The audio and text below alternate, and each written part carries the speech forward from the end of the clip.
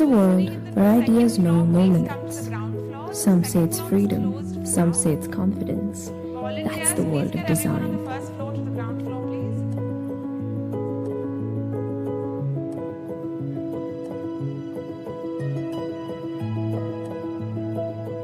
This limitless aspiration should be for everyone. The day we got to share this space, we saw minds coming.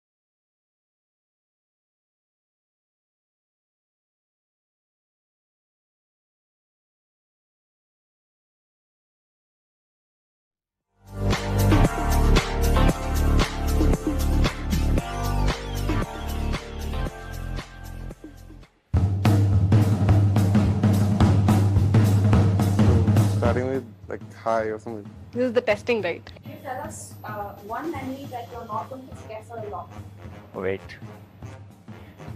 Which memory?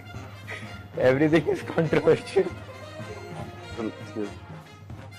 Should I tell say late submission?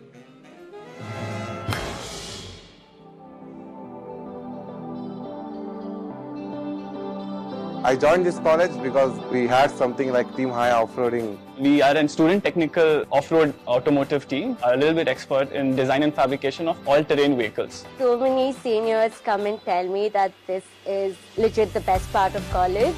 My first thought was I was really proud of our car. It was so compact and aesthetic. It is difficult to explain people what Baha is because not many of them would have heard about off-roading. It was intimidating, to say the least, because everyone was out there to conquer.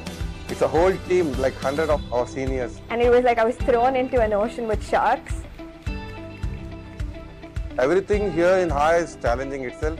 We don't go home for 2 or 3 days sometimes. We make the setup and keep the code ready. Everything's working great in the workshop we tested. But as soon as we go out for testing, we check the SD card and then no data whatsoever. We would come back with nothing. The parts that we use on a vehicle, most of them are coming from outside India or different states, and procuring that on a particular time and getting the car ready before a particular deadline date. If anything would go wrong in the car, no one would really look for the person in the other domain. Everyone just really pitched in at that time. The team itself being able to think on their feet. Because we have seniors from the US, the UK and like Stockholm, they would coordinate and have meetings with us. I don't think any other club on campus or anywhere at all would do that. Being at the event, I know that I'm capable of thinking on my feet, almost overcoming any crisis that's thrown at me. So without touching one cone also, I finished the track in 53 seconds. That winning moment was absolutely great. And we got our first ever podium at SAE Baha from this Team High Off-Roading. Every time that we spent in the workshop, maybe even till 12 at the night, all the efforts, all the pain, all the endurance we did. Seniors were so happy, alumni and our faculty advisor, everyone was so happy with that. Always taught me to never give up. Yeah, I am capable of doing so much work. Made me do better in class. Provided me a platform and I could network with different companies, different industries. They're just amazing people and each of them have their own story to share. So just listening to them talk and understanding where they come from, it was eye-opening.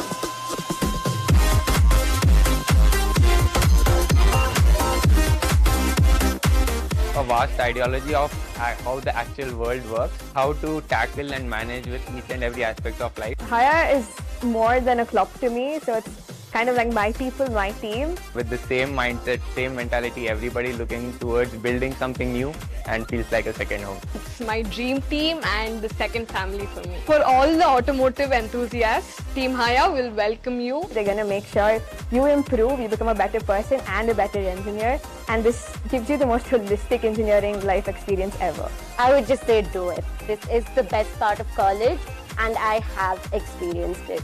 So that's what Team Haya is to me.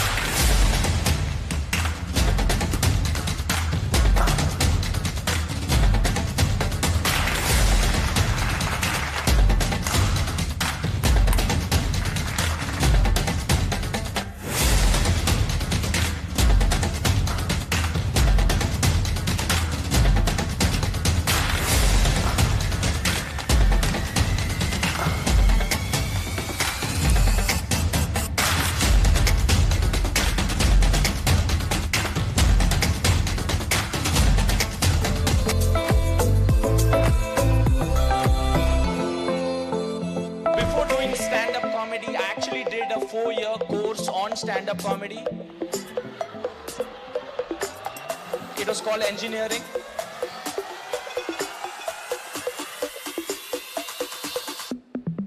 Hey guys, I'm Anmol Garg and I'm a stand-up comedian. Engineering teaches you a lot in terms of problem solving, logical thinking. It has helped me create my content as well. I believe there is a higher power, there is someone watching us. So I did this startup and you guys won't believe, within the first 4 months itself, my startup made 31 lakhs. Yeah, in losses. The best part of PES, what I like, is your peers, and these guys are really out there and really good at what they do. If you're here at PES, use your peer network, alumni network, that's a big plus. And of course the infrastructure, as you can see, you got the best of the best. Any facility, any kind of research, I think the college is going all out to make sure you can get everything in one place. But recently I called my dad to one of my comedy shows. In the show, after the show, in fact, I asked him, "Isme sabse acha joke kaun sa laga?" He said, "Your career." PES University made me into who I am today.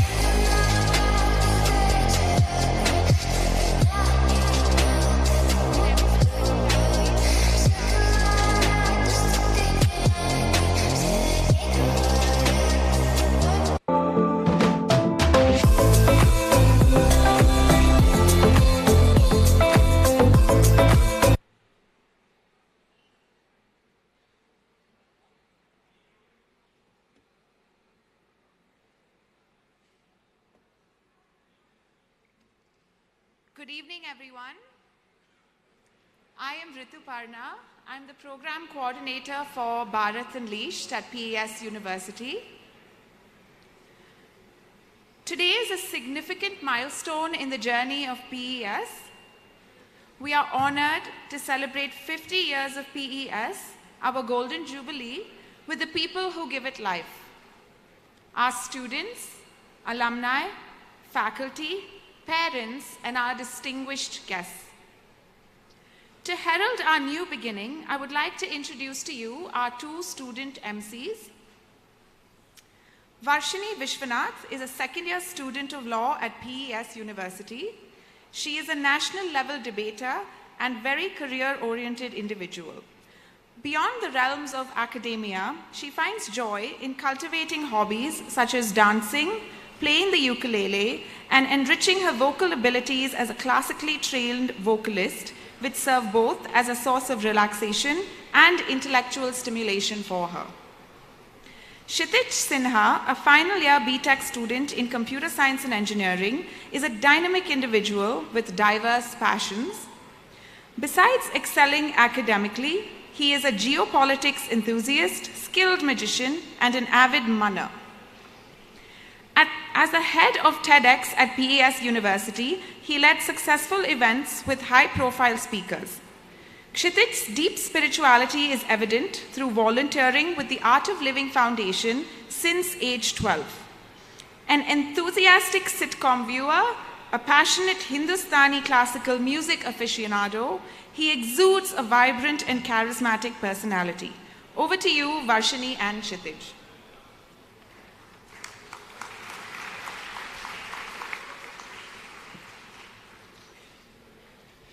Thank you so much, Rituparna ma'am, for that very kind introduction. Good evening, PES University. Welcome to Day 3 of Bharat Unleashed, PES University's Golden Jubilee celebration. While the festivities have already crossed their halfway mark, we are just getting started.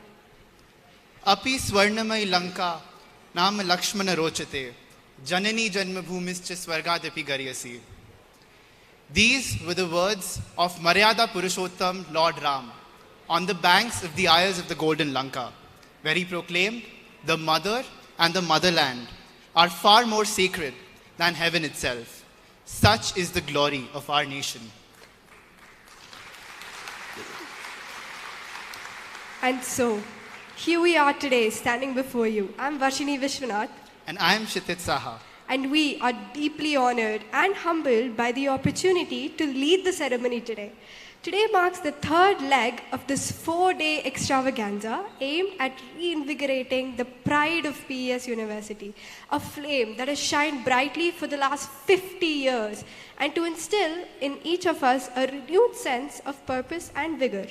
So as we begin our journey spanning the past, present and future, we would like to invite PES University's very own Nightingale, Professor Arundhati Vasishtha from the Department of Performing Arts to seek the blessings of the divine and render the invocation for the evening.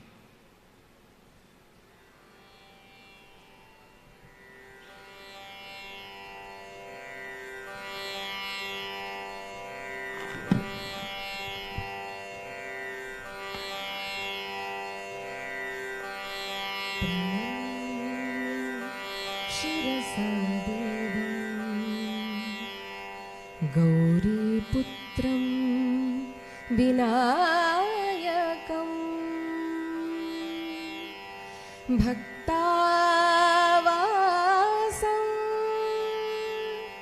स्मरे नित्यम् आयुष्कामार्थ सिद्धये आयुष्कामार्थ सिद्धये गाइए गणपति गजानन गाइए गणपति गजानन प्रमथ गण संपूजिता सिद्धि बुद्धि प्रदायका गाइए गणपति गजानन गाइए गणपति गजानन प्रथम पूजित वर विनायक प्रथम पूजित वर विनायक मन सुमिरा कर निज दिन जात गाइए गणपति गजानन गाइए गणपति गजानन सबको मंगल मुक्तिदायक सबको मंगल मुक्तिदायक गीत में संगीत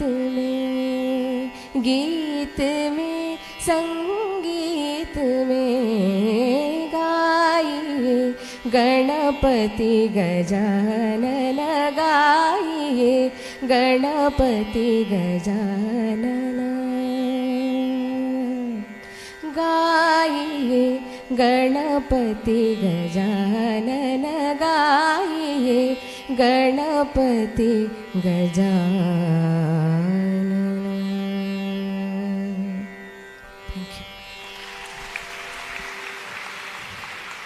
Thank you so much, ma'am, for that melodious invocation.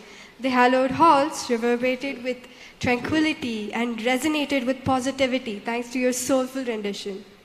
Every day of this 4-day extravaganza kicks off with the resonance of wisdom as keynote addresses unfold, delivered by some of the most brilliant minds in our country. These are eminent personalities who have left an indelible mark on the socio-cultural, political, and economic landscapes of our nation. Their contributions are monumental, evident in the profound respect they command amongst the people of our country.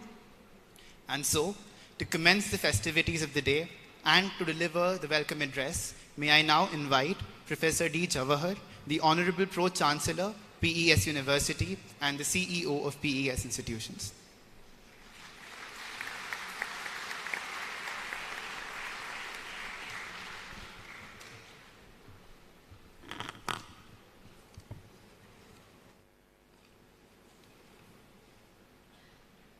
Namaskara.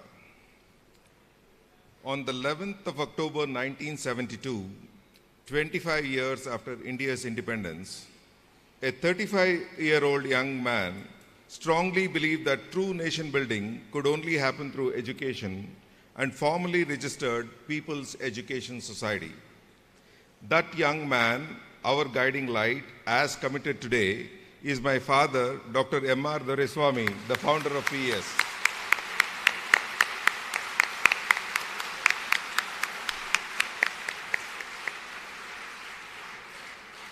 Distinguished speakers, members of the Board of Governors, members of People's Education Society, invitees, press and media, alumni, faculty colleagues, and my dear students. It's my pleasure to welcome you all to the Golden Jubilee celebrations of PES. Frugal means and ambitious dreams were energized by our founder's strong belief in Gandhiji's saying, "Find the purpose and the means will follow." PES started the formal academic program with just 40 students in a rented gymnasium in 1973. Today, we have nearly 25,000 students studying in 40 disciplines across 6 campuses in Karnataka and Andhra Pradesh.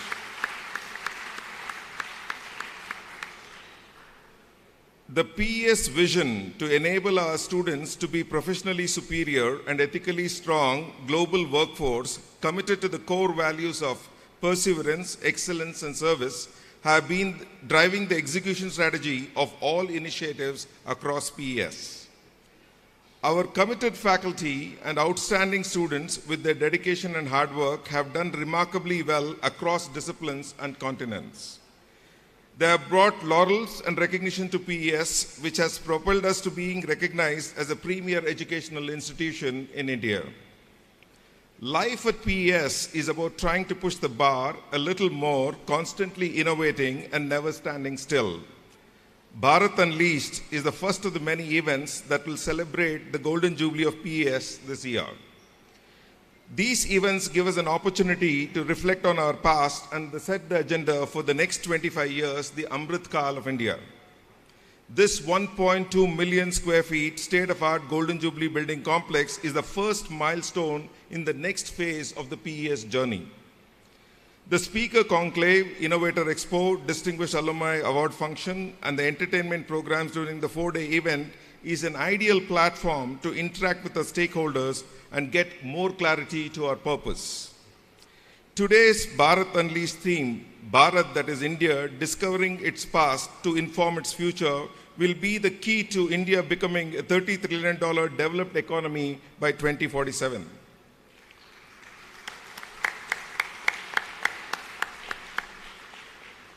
For some of you who have come to this campus for the first time, if you were here 3 weeks back, you wouldn't have believed that this kind of a miracle would have been possible. This was an absolute construction site 3 weeks back. And some fantastic people really worked hard to make sure that we'll all have a memorable occasion today. And I would compliment this effort to our Chief Operating Officer, Ajoy Kumar, who led this initiative. On behalf of the management, staff and students of PES who have worked tirelessly to make our experience a memorable one, it's once again my pleasure to welcome you all to the Golden Jubilee celebrations of PES. Thank you. Thank you so much, sir, for addressing us so eloquently. Your words have kept us all in high spirits and set the tone right for the evening. Each day of this spectacular celebration is marked by an eclectic theme that holds the potential to change the course of every student here, with the foremost stalwarts of our country set to take the stage and address all of us in just a while. We are in for a paradigm-altering evening. Today's theme is Bharat, that is India, rediscovering its past to inform its future. A country steeped in rich culture and history, once spoiled with wealth, not just tangible, but also the intangible, the once and future Vishwaguru, the leader of the world. In our quest to rediscover the rich history of the past, hidden somewhere in those ballads of gumption and glory, one might unearth the key to redefining the future. So ladies and gentlemen, boys and girls, fasten your seatbelts. Ensure your mobile phones are on silent mode and safely tucked away in your pockets as we embark on this voyage through the sands of time, basking in the beauty of history and in the promise of the future, yesterday, today, and tomorrow. So, members of the audience, let's do a quick mental word association. What is the first thing that comes to your mind when I say the word Bharat? I know for a fact that the word Bharat brings a colossal variety of ideas to our mind. Home, family, opportunity, what the past holds and what the future heralds. Each of us associates the term Bharat with a lot of different thoughts, ideas, and ideologies. But come to think of it, I see Bharat unraveling in front of my eyes. I see Bharat in the illustrious and historic 50-year journey of our institution, PES University. And I see Bharat sitting right in front of me, all of us filled with vigor and idealism, ready to be global citizens, to represent the pride of PES University and the spirit of Bharat wherever we go. And to invoke that very sense of purpose, it is our privilege to now invite our keynote speakers to today's speaker conclave. These towering individuals have each had an irreplaceable impact in shaping the very fabric of Bharat into what it is today. Our first keynote speaker for this evening is a prime example of this impact. Bharat stands proudly as the world's 5th largest economy, a testament to its exponential growth over the past decade.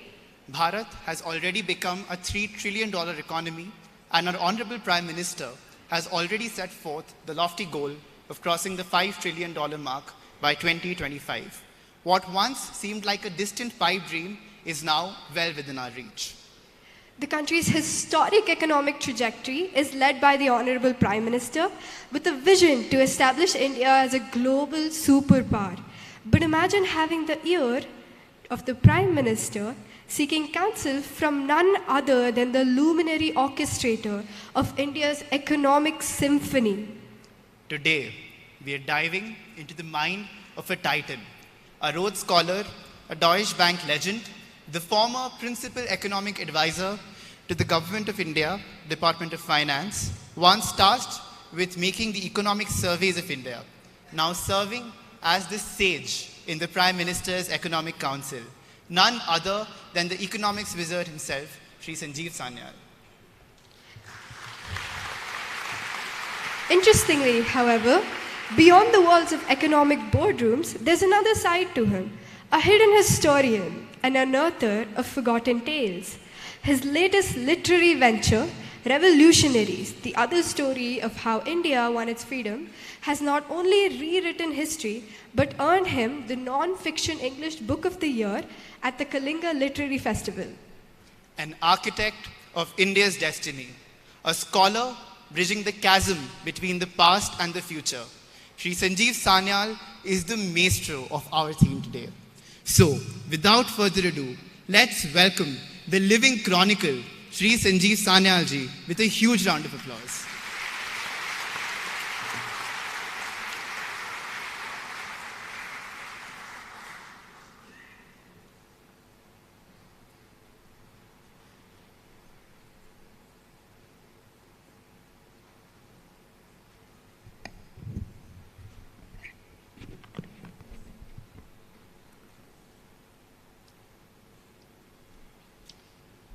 Founder, Dr. M.R. Duraswamy, Pro-Chancellor, Professor Jawahar Duraswamy, Sri Gurumurthy ji, faculty, students and alumni of PES University, a very, very good afternoon. And what a time it is to be an Indian.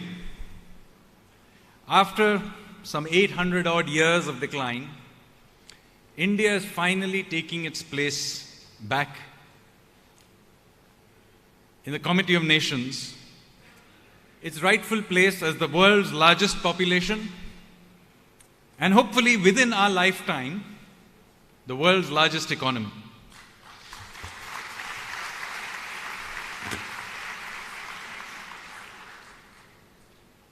Very often when we have discussions on economic issues, they tend to be about quarterly GDP, about maybe even annual GDP. And yes, this year with 7% GDP growth rate, India will be by some margin the world's fastest growing large economy. However, what we are witnessing is not about quarterly and annual GDP growth rates. We are witnessing a major turning point in history, a renaissance, a rebirth of a civilization. So what I try to do, and all of us are participants in this journey, we are not trying to build an economy, we are trying to reignite a civilizational nation. And all of you are participants in this amazing journey. But to appreciate this, we need to go back a little bit into history to understand where we came from and what we are trying to rebuild. So if you went back more than 1,000 years ago, so between the years 0 AD to around about 1000 AD, India was, in fact, for much of human history, not just for those 1,000 years, the world's largest economy by some margin. We were 33% of the world economy, according to Angus Maddison. This was where the great universities were. Takshashila, Vikramshila, Nalanda. From world over, refugees, students, merchants came here. But it wasn't just an inward journey. Indian mariners sailed across the Indian Ocean. The Indian Ocean is, after all, the only ocean named after a country, India. World history in many places is defined by India. If you go to Korea, Korean school children are taught that their history starts with the marriage of a local prince to a princess from Ayodhya. If you read the history of Cambodia, it starts with an Indian merchant called Kaundinya who sailed there somewhere in the 3rd, 4th, 5th century BC, we don't know exactly when, and married a local princess, Soma. That's where their history starts from. You go to Singapore, the name of that city-state is Singhapura, Singapore. It's a Sanskrit name. Singapore, Jaipur, Udaipur. Indonesia, having become independent in the 1940s, named itself Indonesia. The name is derived directly from India. Its national symbol, despite being a Muslim majority country, is Vishnu's Garuda. Their currency is the rupiah. In fact, they have spelt it correctly, not us. So the point I'm making is that there was a great India that inspired the world, led the world, and was genuinely a Vishwaguru. And it's not just about Buddhism and Hinduism, but many, many other things that spread around the world, both eastward and westward. Much of modern mathematics is derived from India. Chess is derived from India. Even the folk tales, like Aesop's fables, are derived directly from Hitopadesh and Panchatantra. And yet, this country that accounted for 33% of world GDP slowly went into, through a variety of reasons, its own sciences, philosophies fossilized. It was conquered by waves of invaders, and its share of GDP by the time of the Mughals had declined to less than 25% of world GDP. By the time the colonial period started in earnest in the early 20th century, it had fallen to 20% or less. And by the time the British left in 1947, we were down to 4% of world GDP. Unfortunately, after independence, we ourselves imposed ourselves on an economic system defined by socialism that set us back even further. And so by the time we began to liberalize our economy in 1991, our share of world economy had actually dipped to less than 2%. So it's only from somewhere in the late 90s that our share of world GDP began to creep up again. And it's only in the last decade or so we have finally gone past the share of world GDP we had in 1947. So very sadly, we spent some over 6 or 7 decades basically regaining our place in the world where we were when the British left us. But the good news is the machine has now begun to run at a much faster rate. We are now beginning to rapidly gain back our share in the world economy. We are already, as you may be aware, the world's 5th largest economy in US dollar terms. In fact, in purchasing power terms, we already are the world's 3rd largest economy. In the next 18 months, we'll go past Germany and become the world's 4th largest economy.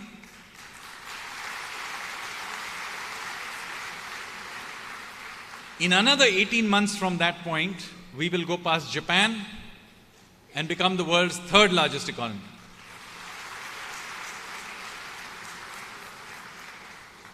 However, remember, from there it's a long walk to where China and the US are.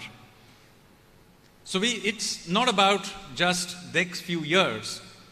We have to keep up this economic performance for at least a generation. At least a generation. The next 25 years, which Prime Minister Modi has called the Amrit Kal. And there will be many things in our favor during this time.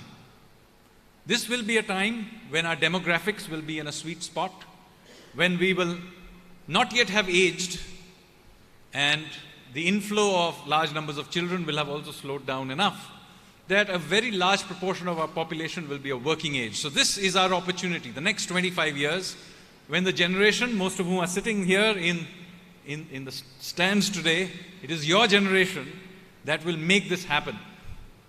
I hope to be around to see it happen and to be able to hand over the baton to you, but it's really your generation that will make it happen. And keeping this going for 25 years will be no easy task. As I said, there will be a demographic benefit dividend in our favor.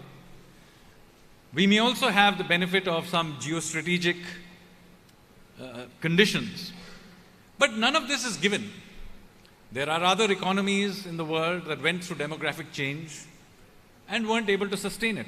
Take, for example, many of the countries in Southeast Asia. In the 90s, it was thought that their rise was inevitable. And yes, for many years, they did manage to sustain high growth. And then, with an exception like Singapore and a couple of others, it all fell apart after the Asian crisis. You had countries like Sri Lanka, which used much of their high demographic phase in fighting a civil war and wasted it. So do not think that this is inevitable. It will require hard work in order to keep this machine running. It will require continuous reform. Reform is always uncomfortable. It means that there will be winners and losers. But keeping this society together, to be able to turn up on the other side of this with our ecological and social and cultural capital intact, will be no easy task. But we have to be willing to do this. And in order to do this, we will also have to keep our minds open. We will have to have a society that is able to celebrate risk-taking. Not just risk-taking in terms of business and entrepreneurship, but in the ideas, in our way we think about the world and engage with the world, while simultaneously being able to remain rooted without losing our rootedness. And we will also have to be mindful of another problem. During this journey, there will be more than enough efforts to try and trip us. This is unfortunately something we need to be prepared for. And I'm going to spend a little bit of time speaking about this, but very often people tend to underestimate the possibility. And let me welcome an Honorable External Affairs Minister.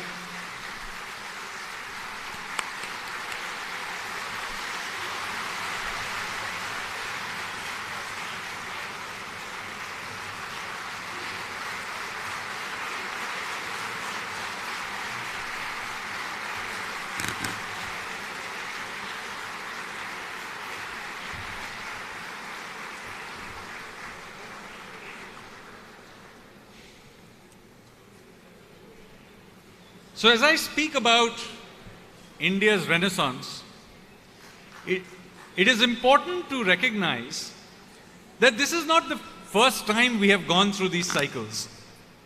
We are a country that has gone through many ups and downs through our long history. During the Bronze Age, of course, we went through what is now known as the Harappan phase of civilization. We had a golden flowering of that civilization.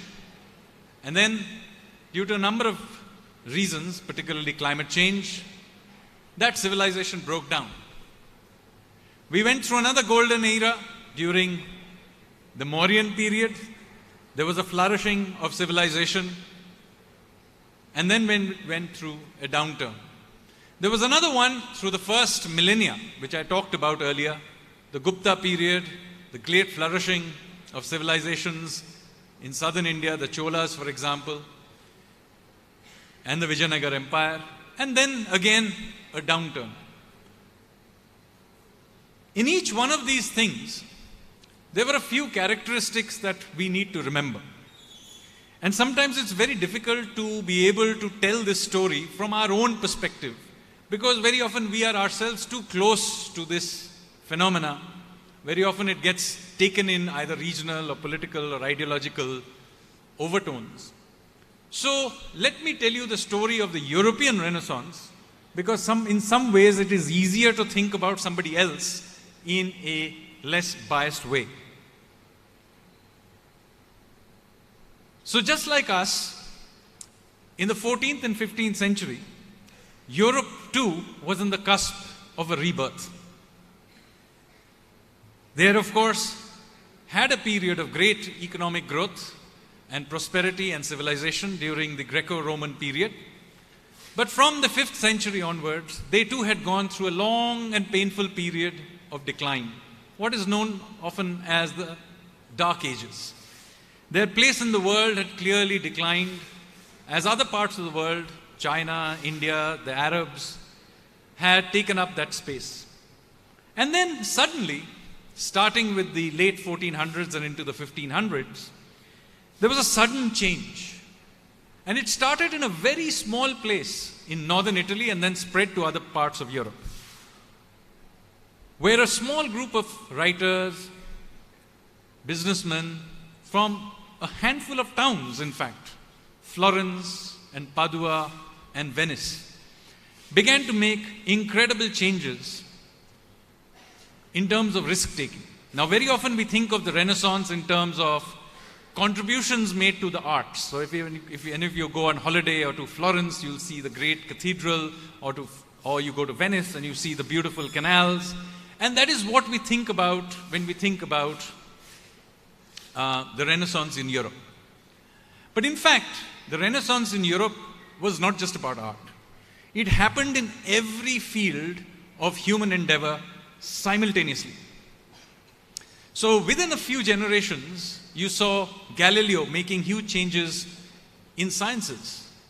The great contribution of Florence was not first of all in the arts, it was actually in banking. It was they who invented double entry bookkeeping. So I have Sri Gurumurthy ji, your field of work was actually invented in Florence, double entry bookkeeping. The Venetians, their great innovation was the stock market, at least in its modern form. I mean, there was a form of stock holdings even in India in ancient times. And then this began to spread. This idea of multifaceted risk-taking began to spread. It spread to the Dutch and then crossed the English Channel to Britain. So by the late 1500s, in Elizabethan Britain, you saw, of course, the same people who sank the Spanish Armada were also the same people who were listening to Shakespeare. And it was also the same persons led by Francis Drake who circumnavigated the earth.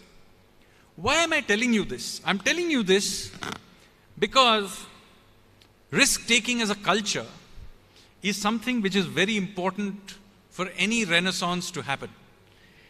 And this renaissance will happen in India when your generation really begins to see risk-taking in its widest sense, as being really the cusp, being really at the root of what a new India, a Viksit Bharat is about. And I'm saying this because there was, at least when I was a child, a fear of taking risks. And this was in some ways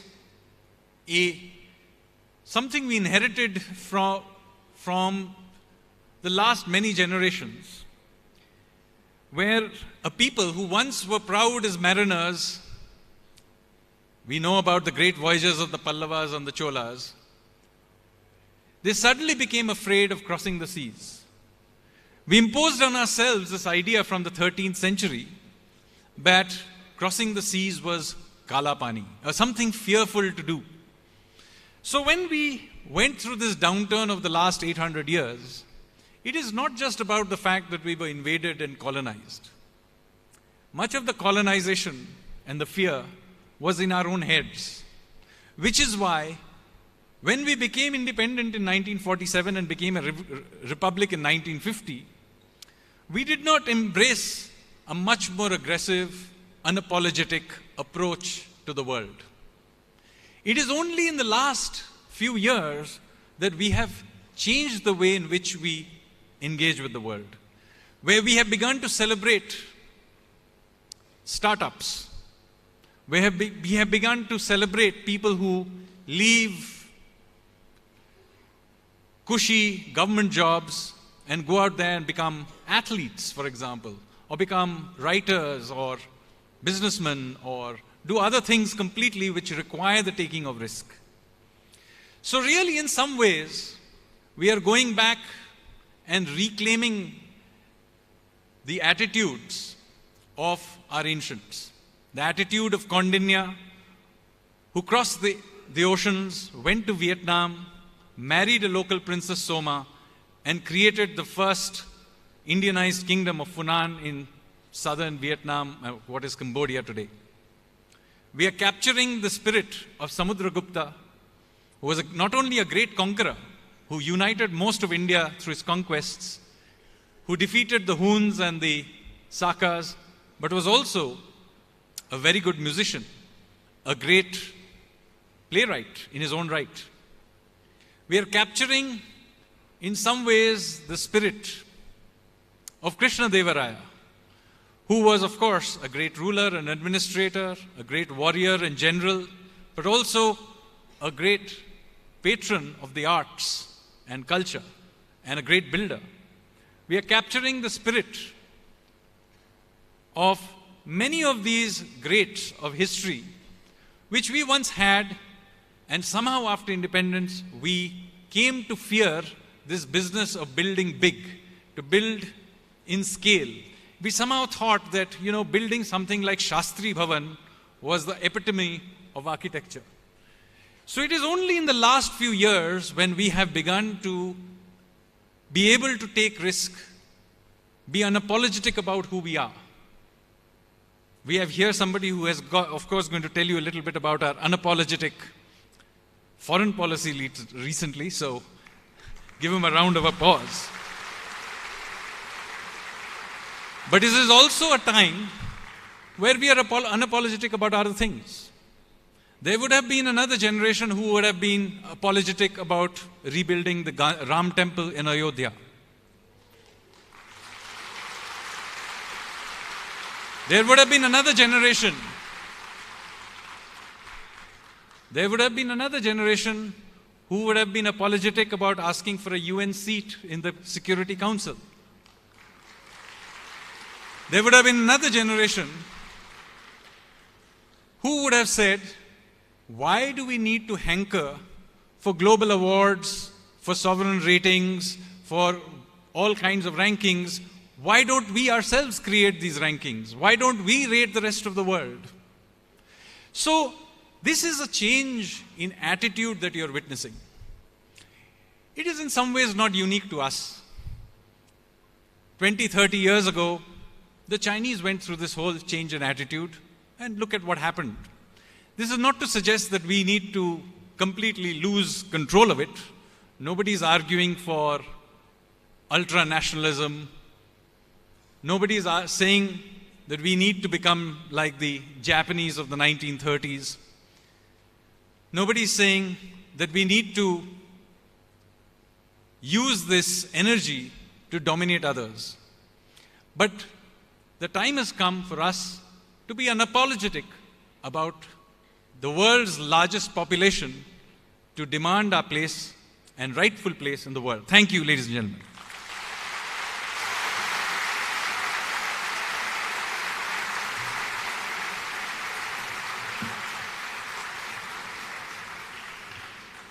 Now that we've had the privilege of soaking in the wisdom of Sri Sanjeev Sanyal, it's time to delve even deeper. We're about to embark on a journey of insightful discourse. And who better to lead us through this labyrinth of ideas than Sir himself? We have a couple of questions for you, sir, if that's okay. Our first question for you, sir. From providing basic needs and planning of smart cities, as an urban alchemist, how do you tackle issues like crime and the emergence of slums and envisage Viksit Bharat in 2047?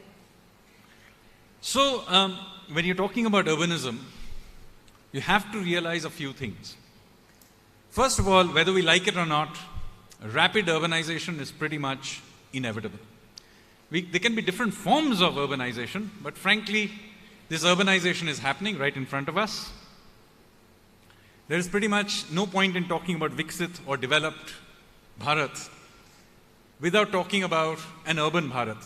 There is no unurban developed country in the world. So we will be a Viksit Bharat will be an urban Bharat, whether we like it or not. Now that doesn't mean that we have to accept a particular form of urbanization. I'm not making a case that everybody has to move into a few gigantic cities. Hopefully it will be a more decentralized version of it. But the key thing to remember about this is that it cannot be planned in the rigid way that we used to think we could do with, say, Chandigarh. So first of all, throw out of your head the idea that urban planning is about creating ever more Chandigarhs. A Chandigarh is basically a subsidy scheme for civil servants. Real cities evolve. They are living things, and they will evolve in multiple ways, which cannot be predicted because technologies will change, society will change. And so, organic cities will always win over so-called rigidly planned cities. And India itself provides a great example of this. You see, India was the first country to experiment with rigid planning. We all are very proud of the Harappan cities. Well, they were all had straight roads and everything. But the most important thing to remember about the Harappan cities is that they all went extinct around 2000 BC. Varanasi is just as old as the Harappan cities, and it is still around. And it is a completely organic city. So do not diss an organically evolving city, because in fact all great successful cities in the world are organic cities. London is organic, New York is organic, Paris is organic. Singapore, believe it or not, is also organic. I have been, for many years, been a part of their urban visioning sort of setup. And let me also tell you that they do not think of master planning their cities in the rigid way that we do. So great cities are about managing continuous change. And one of the great problems of the way in which we try to manage our cities is through this rigid master planned idea. And it is no more successful than the Planning Commission was in planning our 5-year plans. So one important thing, let me say, is we need to reorient our approach to building cities to be much more responsive to the organic evolution of cities.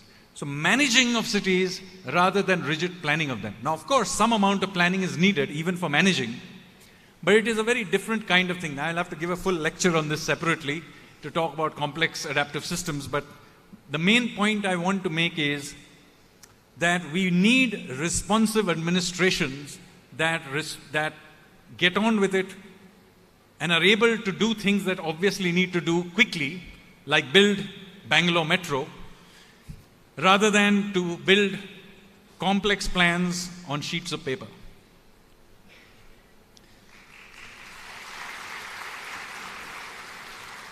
Thank you so much, sir. Switching gears, you are an individual who dons many hats. You're a prolific author, an avid historian, and if I may say so, an economic legend.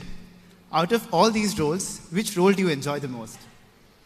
Well, I mean, as a professional, I'm an economist, so all the others in some ways adjuncts to it.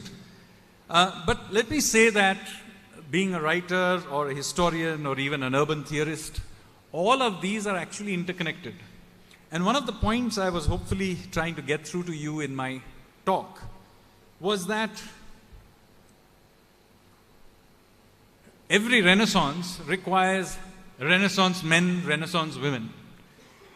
And all of you being part of this have to be Renaissance men and Renaissance women.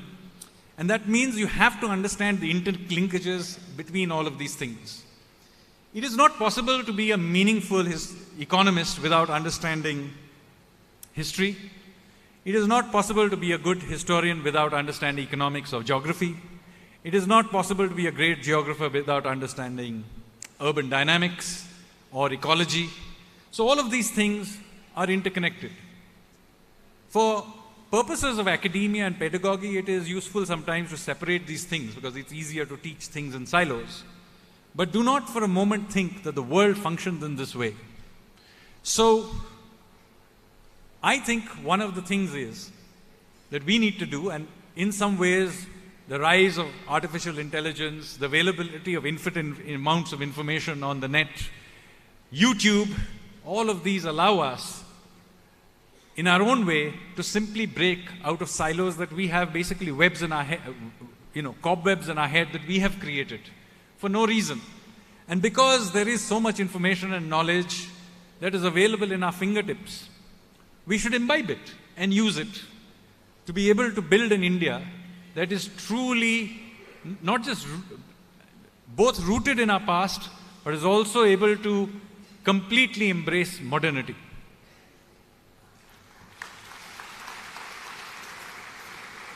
Thank you, sir. The next question is about the caste census. The caste census has been a fairly debated topic in the country. Data, diversity, and democracy. When will the dilemma of the caste census be over in India?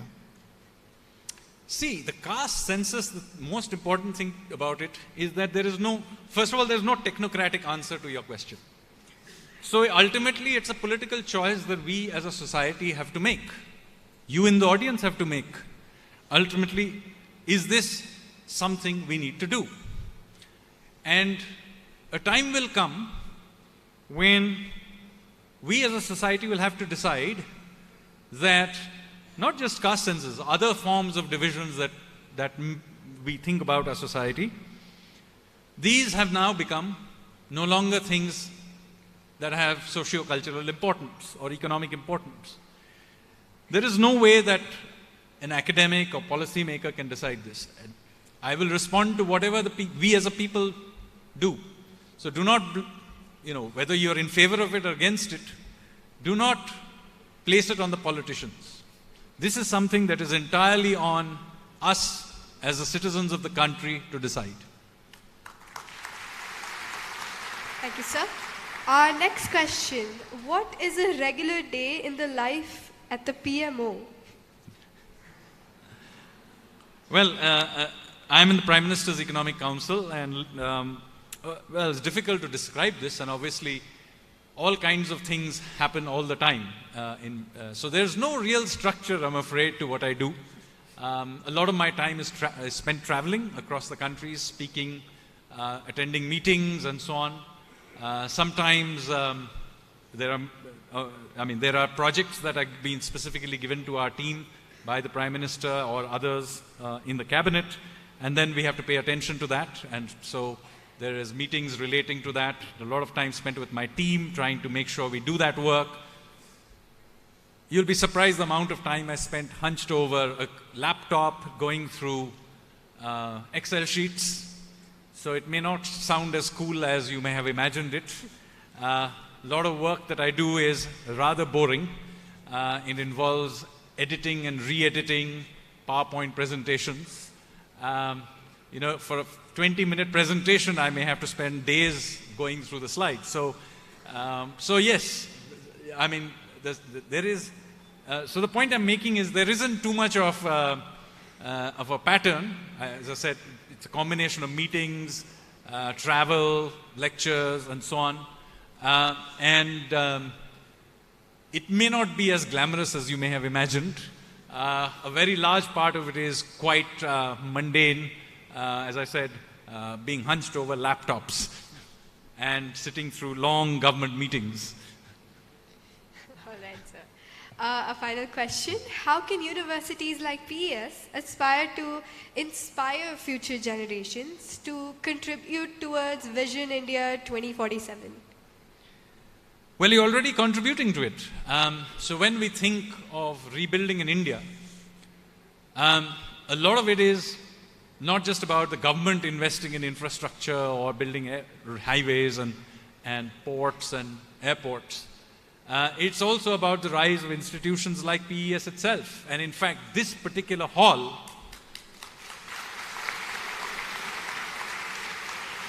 This particular hall, I believe, is being used for the very first time, and it embodies our ambition. Right? Here is a completely ultra-modern building in the heart of Bangalore, and it's being used for the first time. And the point is, we aspire to build in these scales. And we are doing this everywhere. So, you know, this building is part of a wider journey that we are doing. And of course, there will always be naysayers. And I'm sure Dr. Duraisamy will also remember many naysayers along his journey. But I have witnessed them myself. So even at this point in turn of history, it happens all the time. I mean, I work in government offices of Delhi. And we are trying to upgrade all our government offices, as you may be aware. We recently built a new parliament. And we have an ambition now of upgrading all our government offices along the central vista. And yet there will be people who will get very emotional about Shastri Bhavan and Jamun trees. I don't know how many of you have ever visited Shastri Bhavan or Nirman Bhavan. I cannot believe that people are actually nostalgic for those buildings. They just have to be torn down. They're in fact the problem. You cannot expect 21st century policies to come out of buildings like Nirman Bhavan and Shastri Bhavan or Shram Bhavan. They have to be torn down. And on their foundations, a completely new, modern India needs to be built. And we will build it. Thank you very much. Thank you so much, sir, for such an insightful interaction. It's not every day that we get to come face to face with your brilliance and your wits. It has been an absolute privilege hosting you at PES University. And on behalf of everyone here at PES, we offer our sincerest gratitude for your time and wisdom. Thank you so much, sir.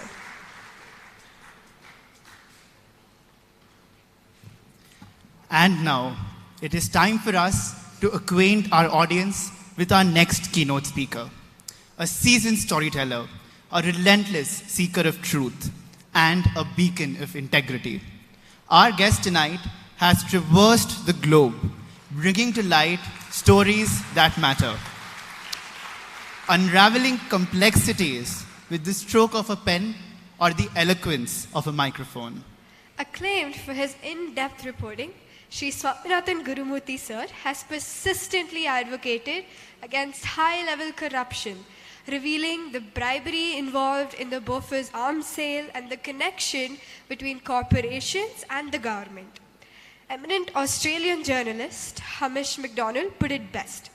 Gurumurthy sir's investigative work must rank amongst the most powerful examples of investigative journalism anywhere in the world. So as we prepare to welcome our distinguished keynote speaker, let the anticipation mount. Get ready for a conversation that will not only enlighten but inspire. Without further ado, it is my honor to introduce a name that resonates with journalistic excellence, Shri Swaminathan Gurumurthy.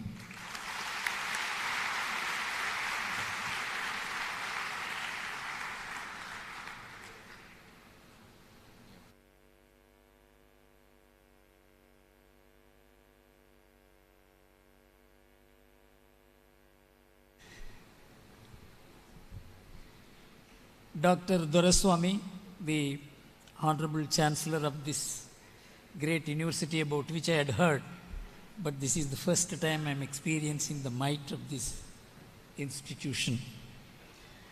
Professor Jawahar Duraisamy, whose insistence has actually brought me here. I was trying to escape because there's so much of things to do. Lecturing is something in which I am losing interest. So to make me lecture and to an audience of this kind in which great people like Dr. Jaishankar is sitting, it is a very big responsibility.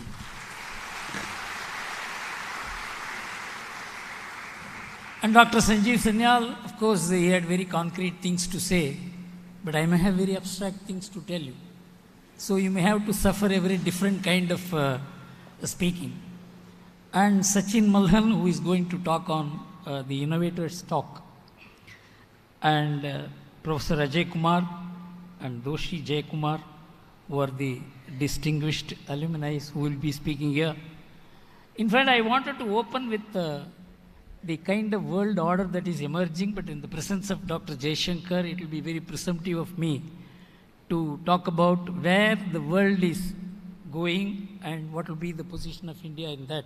Of course, he is the right person to talk about it, but still, as a student of foreign policy and geopolitics and strategic school of thought, I thought I would share some of the thoughts which is not current in the public discourse, which is not very much prevalent in even academics. It has to have a historical recalling. See, the world has been running in the last, they say 50 years or 60 years or 70 years. Actually, the world has been running for the last 200 years on the Western paradigm. What the West is and what India is a comparison which very few people have attempted to do, except at very high levels like great people like Mahatma Gandhi and Aurobindo, who were great critics of the Western civilization. In fact, Mahatma Gandhi went as far as to say it is an evil. Aurobindo even said that India will rise only on the ruins of the West. You can understand these are on very ordinary minds. They are very serious people. And they could see far ahead. And they could see from a helicopter perspective as to where the entire human race is leading to. And when they use these very strong words, that made me think very deeply about what is the position of India, not now, 50 years back, 40 years back, when India was nobody. When nobody even would look at India. Even Indians did not look at India. Why talk about others? When this is the position, we began thinking about how to rebuild India, the Indian mind, how to rebuild its confidence. When I went to London in 1986 on an invitation by one of the top industrialists there for this consultation, when I handed over the passport, when I was about to pass the immigration officer asked, "Why have you come here for?" I said, "I have come because a very top industrialist has invited me. Here is the letter. I am a very well-known consultant in India. And when are you going back?" I said, "Why? I have come here. Tomorrow evening I am going back." He said, "What is the evidence that you will go back?" I had a return ticket, business class ticket of British Airways. I showed it to him. No, your people come with these tickets and they stay here and they don't go back. I was shocked. I told them, "I am not entering your country. You please prepone the ticket and give it to me. I am going back." Then he was shocked. I really meant it, because when you face that humiliation, either you accept it or rebel against it. The Indians did not have the mind to rebel against humiliation. It is one of the reasons why India declined. And a declining India operated in a world order which was led by the West. And it is not the physical order, it is not the military order, it is not the geopolitical order, it is the psychic order. That is what Mahatma Gandhi and Aurobindo protested against. And now, the reverse is happening. The West-led world order is weakening. Many people say it is shaking up. Some great minds who formed the order, like Kissinger, is saying it is getting permanently restructured. And a person who feels that West-led world order is a must for the West to survive, like George Soros, he says that the West-led order may collapse. The Western civilization may collapse. That means for the Western civilization to survive, the West-led world order is a must, and it must sustain, and it must keep going, and it must be imposed on others. Whatever is the model, for that we have to do. This is the world in which we are now entering. I see four distinct, of course, Mr. Jaishankar is the best person to talk about it, but anyhow, as I said, as a student, I can always err in front of him. So the West-led post-World War order or the post-Cold War order is in ICU today. It doesn't know where it is actually. Second thing is there is no alternative to it in sight. There is utter confusion everywhere. The third thing is there is a great diffusion of powers taking place. The middle powers are rising. Of course, this always happens when the top world power or the top person in any system gets weakened. Then different people begin to share the space. And there is absolutely no doubt that the world is entering a phase where there will be no hegemonic power. I mean, all that I am saying is based on some research by some institution, including the European Union's researchers, that you are entering into a very highly uncertain world, uncertain waters. So one thing is certain, the present cannot extend it to future. When we talk about the past, present and future, the present cannot extend into the future is very much in front of us. I would like to make my presentation on 4 principles. One is, we must empty our mind and begin thinking afresh, because when great changes are taking place, when present is not going to extend into the future, we cannot be thinking about the current assumptions, the current way of thinking, the current way of doing things, and we have to empty our mind. In fact, this happened in the life of Maharishi Aurobindo. When he had come from Calcutta, the revolutionary movement had collapsed. And everybody was looking at Maharishi Aurobindo, that such a great thinker, great man, he is going to show us the way. But Aurobindo was looking at a mystic called Kulachwami, about whom Subramanya Bharati has written poems. And he said, it is this madman who is going to show me the way. And that madman will laugh, he will throw stones, he will cry. They said, what has happened to Aurobindo? One day Aurobindo was sitting and having a cup of tea along with his friends. And Kulachwami came and lifted the teacup in the front of Aurobindo and showed it was full. Then he emptied it and showed it. Dropped the tea, emptied, the empty teacup was shown. Aurobindo said, I have got my lesson. His friends asked, you have lost your tea. Please tell us what lesson you got. Aurobindo said, he has asked me to empty my mind and begin thinking afresh. That is what made Aurobindo what we know him to be. You know, it is very important for us to empty our mind and begin thinking afresh. It's not that what has been dropped is useless, but what has held us so far in a frame of mind is not going to extend into the future. The second thing is, the most obvious things, the most obvious truth is so abstract, it is most difficult to detect. This happened in the life of Newton, that apples were falling, everybody thought apples will only fall. He only asked why it didn't go up. So the obvious things actually mesmerize you into believing that is the truth. But there is a truth behind that. So we must understand that there are Newtonian falling apple facts, which is very important for us to guide India into its own future and to the future of the world. I will mention 3 distinct facts as I conclude my speech. The third is that take an integrated helicopter view. We are so over-specialized today. In fact, one of my friends went to an eye specialist with his wife with a complaint. He said, there are 8 different fields of specialization, sir, at the gate. I can understand if somebody says, you need to go to a specialist. So we are so specialized. We have lost the idea of what everything looks alike. It is like, of course, the old saying goes, how do we identify an elephant?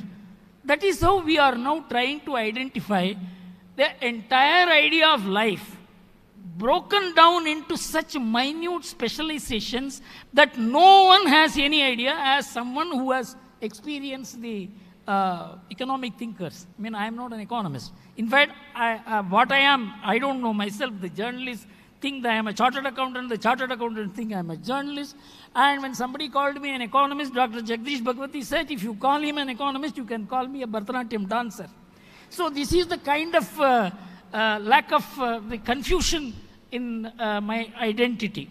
So when Sanjeev Sanyal, a trained economist, and he is the advisor in the Prime Minister's Economic Council, when he talks, I have very serious problems with him because I don't agree with that economics. Because that economics, that idea, I'm not talking about him, I'm talking about the field in which economists operate. In fact, in 2008, after the economic crisis, the Economist magazine came out with a cover story that an economic textbook is melting away. What's wrong with economics? And in the editorial they wrote, it is not an economic crisis, it is economics in crisis. So from that time onwards, we have not got away from economics in crisis. We continue to adopt the same principles, the same laws, the same theories, the same assumptions. And unless we know what are the Newton's falling apple facts, I will give 3 distinct facts. The Prime Minister spoke, the Prime Minister said the motto for G20, one earth, one family, one future. It looked so abstract. What is the connection between the 3? One earth, one family, one future. You know, behind this is the 3-2 subdivided into 3 Newtonian falling apple facts, which I am going to mention to you. You look at India, it occupies 2.4% of the global land area. It has 18% of global population. It has 30% of world's animal population. It has 8% of world's mammals and birds. How is it that this entire thing, the entire living organism, including the human beings, are being sustained on a land area of 2.4%? And the entire world is divided into between sea and the earth and the open space as to 71% and 29%, out of which 10% is the agricultural land, out of which India has 1%. 1/10 of the world's agricultural land we have. And of the 10% agricultural land, 75% is used for meat farming. Only 2.5, less than 2.5%, 2.4% is actually used for crop farming. And how India sustained. It's, you have to study the history of how it sustained. In 1960s, in 1970s, when we did not have food, even then the cattle population kept rising. Nobody ate cattle. Our meat consumption today is 3.1 kg per capita per annum. It was 5.1 in 2001, it is coming down. If you look at the meat consumption of America, it is 124 kg per head per annum. And now you look at how India is sustaining itself. If you look at how much calorie value grain gives, 83% of the calorie value is drawn from grains, only 17% from meat. Then look at protein. 63% of the protein value comes from grains and only 37% from meat. And if you look at the ratio is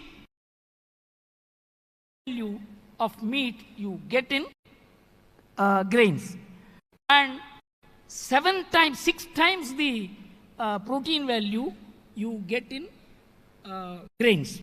Meat value you get in protein, in grains. And now look at damage that meat does to the environment. It is 10 to 100 times the damage that grain farming does. And because of this, we are not able to only feed ourselves, we are able to feed cattle population 30%. And all this we are feeding, do you mean to say accident? Was there not great minds worked which made our people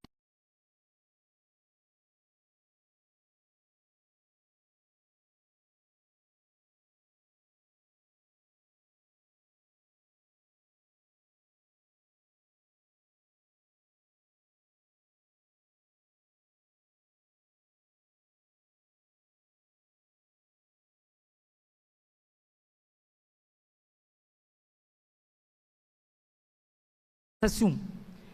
We will need 6 times agricultural land we have. If the world adopts American way of eating food, it will need 40% more land than it has. These are all Newtonian falling apple facts which neither the schools, nor the colleges, or the public discourse, or the government policy, or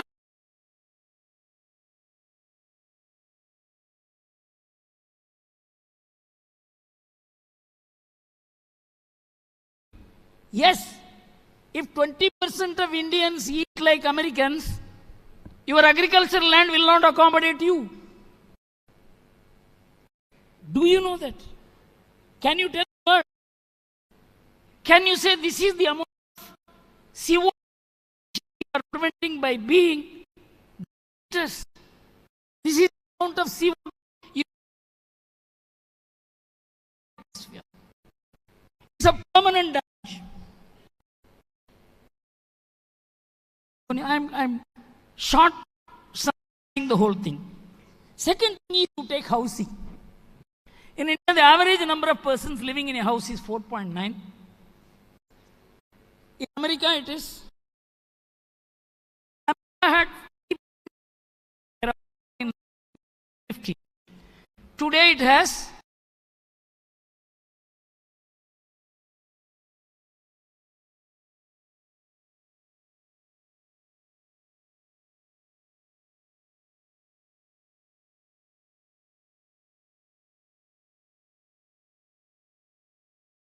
been independently done by European Union.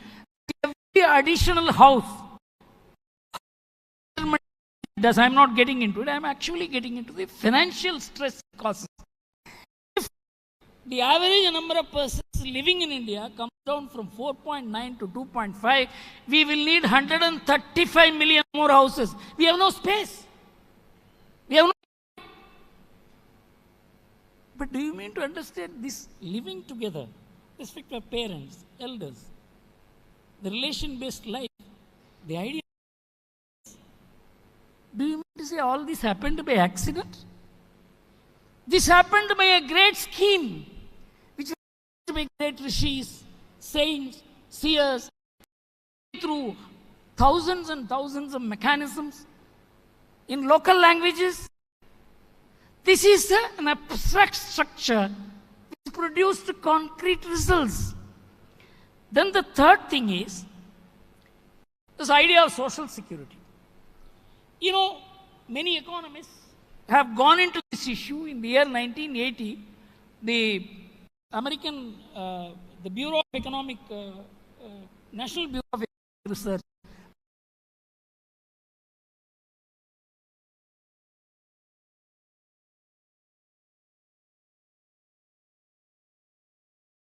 don't interfere in the intergenerational obligations of the children to the parents, and don't bring the government into it.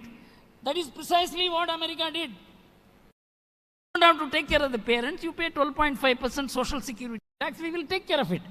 And huge monies were coming into the social security system because of the baby boomers America. But now population has stabilized.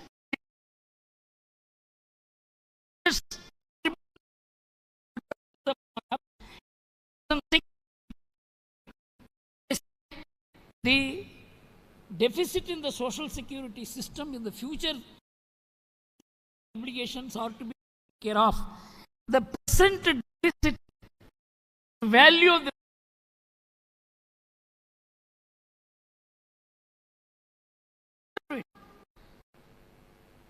you cannot rebuild families to privatize social security. Social security, relations, culture, intergenerational obligation. in terms of Felt gratitude to Sri Gurumurthy sir for sharing his wealth of knowledge and experience with us today. Ladies and gentlemen, now is the moment we've been waiting for. I invite sir to join us for a question and answer session, and we delve deeper into the narrative that shapes our world. Our first question to you, sir. Azadi Ka Amrit Mahotsav, from India to Bharat. What is the way to step out of our colonial shadow and decolonize India completely? See, first I think we have to be thinking differently. And it is not easy to make India think differently unless the English-speaking Indians begin to speak in their own mother tongue.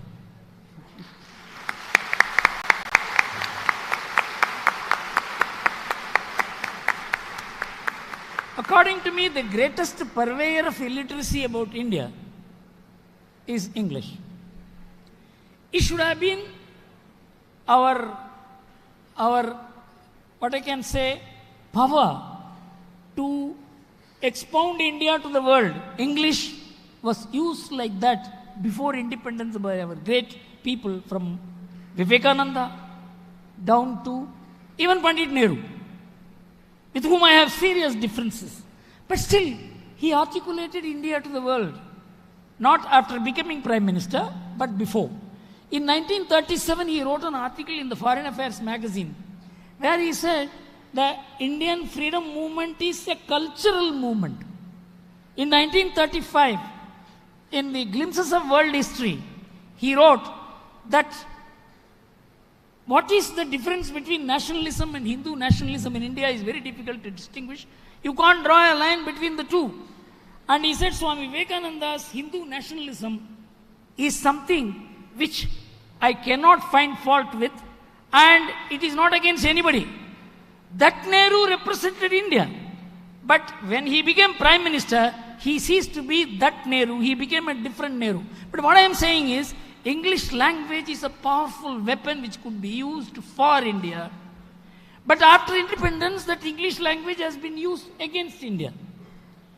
If you want to decolonize, you have to decolonize the English language content, for which nothing is happening today because those who speak English are recognized as intellectuals in this country. That must first go. English is an instrument. It is no status. We are regarding English as status. Once you start recognizing English as a tool and not a status, you will decolonize yourself. Truly path-breaking. Thank you, sir. We now transition to a topic that is fairly polarizing. While one section of society calls it a movement to protect our culture, the other calls it a divisive political agenda. Hindutva, is it a way of life or is it an electoral agenda? See, this should be no issue at all after the Supreme Court settled it in the year 1996. You know, Hindutva became the electoral agenda of the BJP in 1991 and the Shiv Sena. And this was challenged when they got elected. 88% MPs got elected. People went to court to say that the Hindutva agenda is communal, it is against X, Y, Z, and so the elections must be set aside. In one of the most erudite judgments, the Supreme Court said, Hindutva, Hinduism, Hindu, all connote to the national ethos, culture, way of life. And there is a religious element in it. But that is not dominant.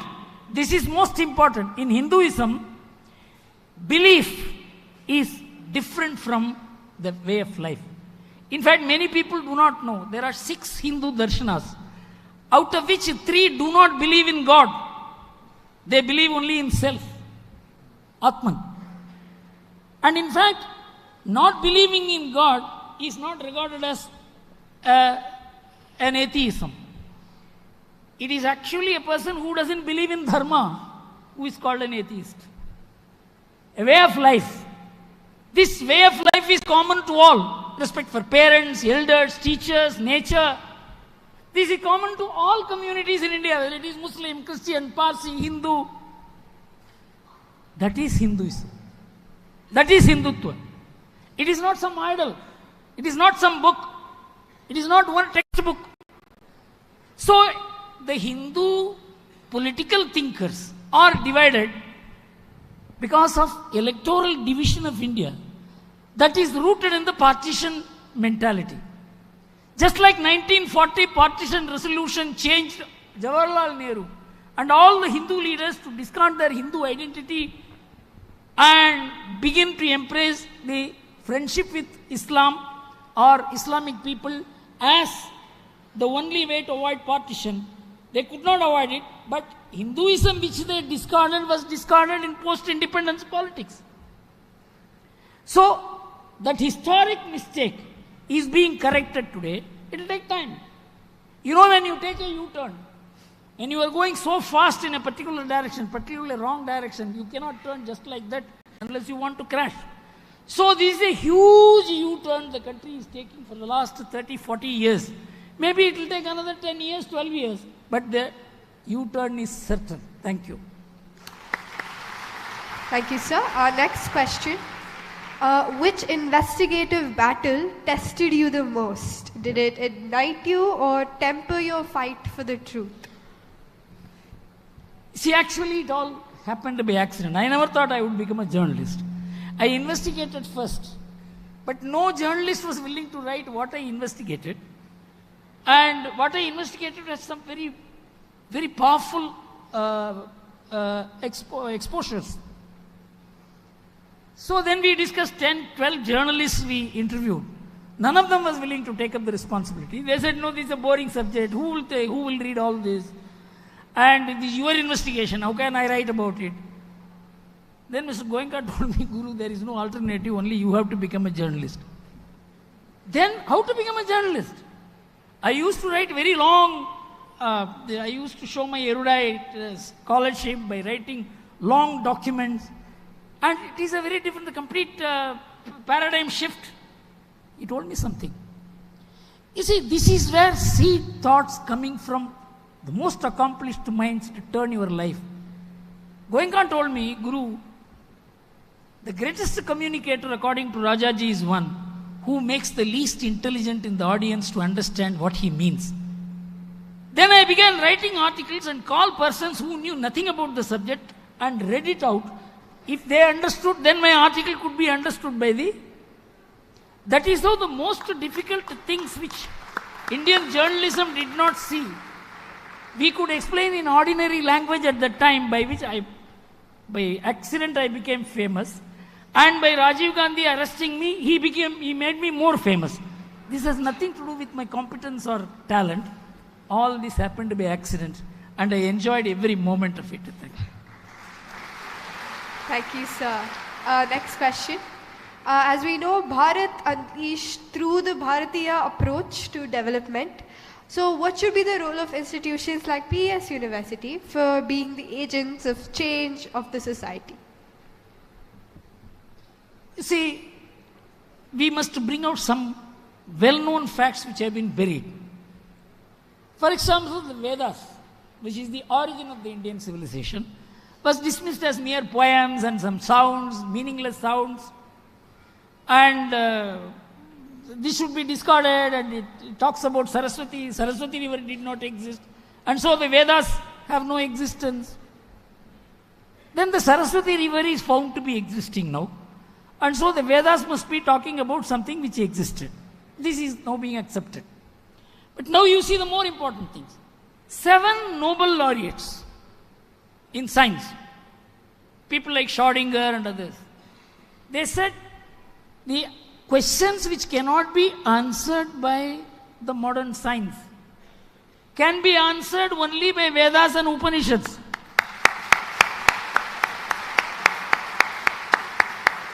In IITs, IIMs, in many colleges, I have asked this question. Do any one of you know this?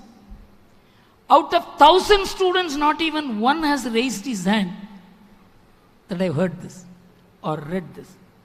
When you have kept our the entire elite institutions completely deprived of these well-known, undeniable, irrefutable facts, if Vedic rishis knew about scientific truths, they cannot be illiterate, they cannot be just poets. Do we understand this? So we have got, when we are paradigm shifting, give the right kind of input that will shake them. The whole foundation of the contemporary education system, I don't want to use the word modernity, because modernity is always rooted in the Western idea of the world. Now that idea that West is the sole source of modernity has been discarded. Great people like Professor Hunt and others have said there are multiple modernities in the world. Each society has a way of modernizing, becoming contemporary, and we must recognize that is the modernity we should be talking, not the Western modernity. The kind of buildings that we are putting up in India has nothing to do with India. It is like the American buildings. It has nothing to do with our weather. It is only because of status we are building our buildings in such a way. This is a completely perversion of modernity. So what we should think is that modernity means scientific truth. Scientific truth is in Vedas. This is what the Nobel laureates say. You tell this to the students and see how they view India. Thank you very much. Truly insightful, path-breaking. Our heartfelt thanks to Sri Swaminathan Gurumurthy sir for his insightful contributions to this discussion. Your perspectives have illuminated our understanding and challenged us to think beyond the surface. Please accept the token, sir. Ladies and gentlemen, a huge round of applause for Sri Swaminathan Gurumurthy.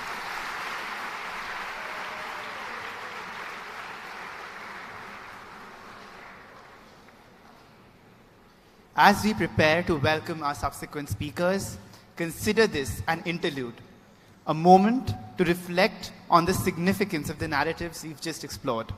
The stage is set, the energy is palpable, and we are poised for yet another enlightening discourse. So, dear attendees, take a deep breath. Our journey through this thought-provoking conversation continues. On this momentous occasion of PES University celebrating its Golden Jubilee, we are thrilled to mark this day with another momentous occasion. We are proud to announce the official release of a highly anticipated work of literature and foreign policy authored by the diplomat extraordinaire. PES University takes pride in serving as the official platform for the launch of the Honorable External Affairs Minister of India, Dr. Subramaniam Jaishankar's newest literary work, Why Bharat Matters. I remember vividly in the year 2022 when Dr. Jaishankar graced our campus, and I had the distinct privilege of asking him a question. Just as wide-eyed as that day, I stand here at the podium with the privilege of waiting yet again for Dr. Jaishankar to bespell the audience with his signature written wisdom. We would like to extend a warm welcome to our next guest, a youth icon, a firebrand politician himself, our very own Member of Parliament from Bengaluru South and the President of the Bharatiya Janata Yuva Morcha. It is an honor to invite on stage Mr. Tejasvi Surya sir. Shri Tejasvi Surya sir has been a constant source of support of PES University, and we are thrilled to welcome him here today on this historic occasion. And now, ladies and gentlemen, the moment we have all been waiting for, joining Shri Tejasvi Surya sir in conversation, our next guest needs absolutely no introduction, but deserves one. Having made his mark in every corner of the globe as an unstoppable force of the new Bharat, we all know him for his insurmountable knowledge, his wit and wisdom, and his astoundingly commanding personality. We know him as the architect of the modern Indian foreign policy that stands tall and bows to no one. A trailblazing diplomat now turned into an astute statesman and politician. With his effortless wit, humor, and charisma, he has also become a youth icon for every young mind at home and abroad. With him at the helm of India's foreign policy, we can all rest assured that Bharat will continue to scale new heights and will most certainly re-establish itself as the Vishwamitra and Vishwaguru of the 21st century. Ladies and gentlemen, it is an honor of a lifetime to now invite on stage the Honorable External Affairs Minister of India, Dr. S. Jaishankar.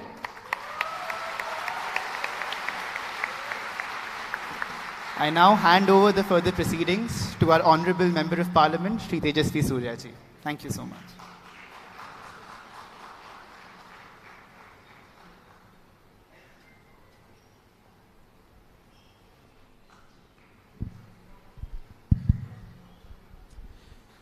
Yelrugu Namaskara. Very good evening, PES.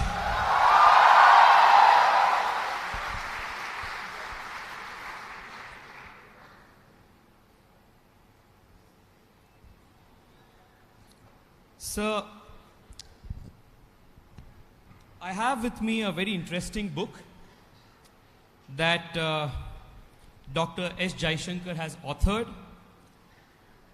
which is also very interestingly titled, Why Bharat Matters. And over the course of the next 35 to 40 minutes, we will ask him a few questions around a few themes that he has expounded in this book, which is of great importance to all of us, especially the young of India.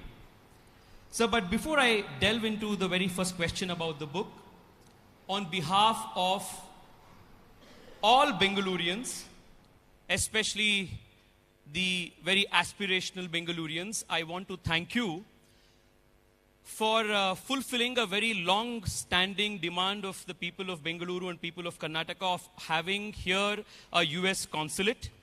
Thank you so much for making it happen. So many of our engineers were supposed to travel to Hyderabad, to Chennai, to Delhi, and this was a very long pending ask. The last time you came to Bengaluru, you had promised that you will get this done, and you have got this done. Thank you so much. Can I respond? Yeah, please. First of all, let me say, for me, it's always a pleasure to come back to Bengaluru. I think many of you have heard me say this before. It's a city with which I have long personal association. So when I got this opportunity, obviously, I seized it immediately. I must also tell you, Tejasvi and I keep meeting in Parliament from time to time. And for last 4.5 years, every time I met him, he would start saying US consulate. Okay.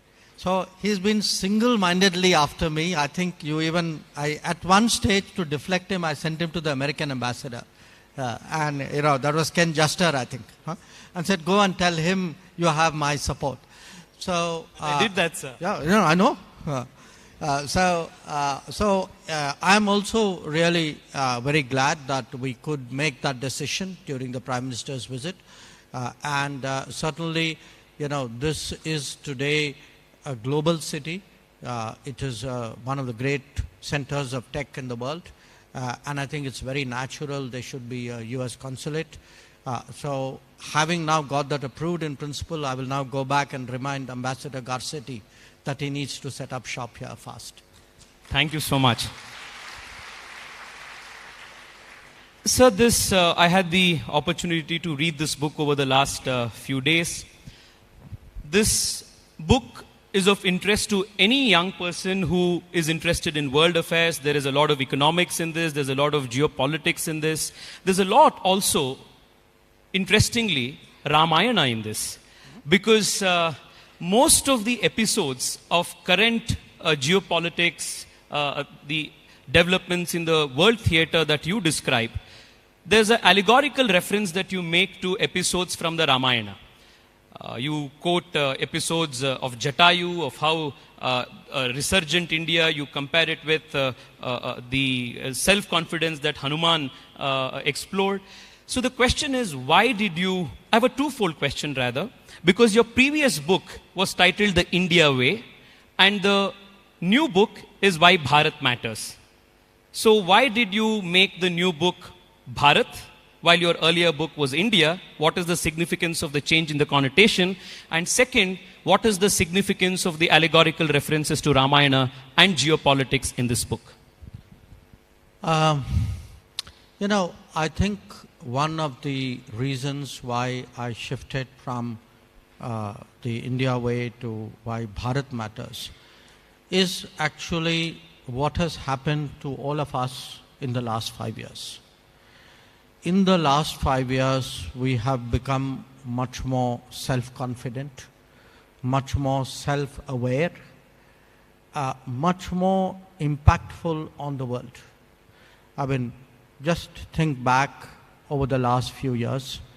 I think, a large part of the world admires how we came through COVID, the solutions that we found for ourselves. We handled what was an immensely complex diplomatic challenge in the G20 presidency. In fact, a lot of people actually thought it was a poison chalice, that this is probably the most difficult time to take up a responsibility like this. We not only took it up, we not only got outcomes and brought everybody to the table, we actually even got a long-awaited reform there done, which was a moral obligation, which is to get in the African Union. Now, we've done other things which has caught the attention of the world. Landing the Chandrayaan at a particularly difficult part of the world was,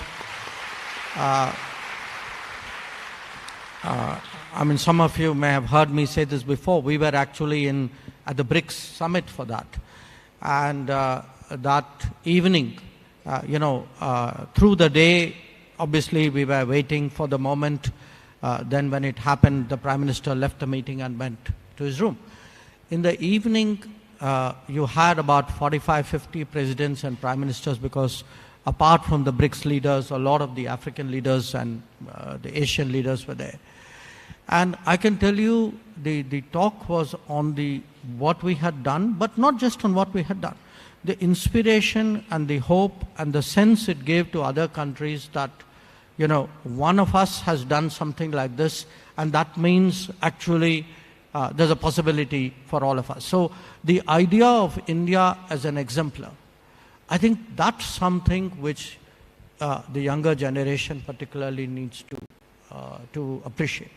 That what we are doing, obviously, our lives are changing, but the impact we are making on the world today. We look at digital public infrastructure. We do more cashless transactions per month in this country than I think America does in 3 years. So I'm giving you that, what has really changed. I could go back to 2014, say a decade of change. And I think the decade of change is critical to recognize, because that decade is actually the foundation for setting us up 25 years from now in the Amrit Kal. Your second question, why the Ramayana? My first book had a chapter on the Mahabharata, which a lot of people liked. I got very good audience response. And I'll tell you something about epic and culture, because some of my contemporaries suddenly think, okay, he's got into politics and there must be some political motive behind all of this. See, each one of us, these Ramayana, Mahabharata, these are part of us. Nobody needs to teach you this. You grow up with it. You know episodes, maybe not all details of it. Now, when you have something like an epic, a great epic, each one of us sees some value, something from our own lives. Somebody could see a lot of ethics in it. Somebody else, could, visualize it, maybe, from the point of view of gender. For me, as someone dealing with diplomacy, I looked or I reimagined it or reread it through the lens of world affairs, through diplomacy, through statecraft. And for me, if you look at the key concepts, what does Lord Rama do? He assembles a coalition. Assembling a coalition is the most difficult aspect of diplomacy in the world. What is Ravana's mistake? Ravana's mistake is strategic complacency. He thinks he will be invulnerable, but he has forgotten that he must seek protection against humans, because he thinks they won't, they're too puny to impact him. So what do powers do? Big powers sometimes make those mistakes. They underestimate where the challenges come from. Or look, in fact, at journey of Rama himself. You think of him as a rising power, who's acquiring skills, who's tested, who volunteers to, help with the world when in trouble, who actually goes to forests to protect rishis.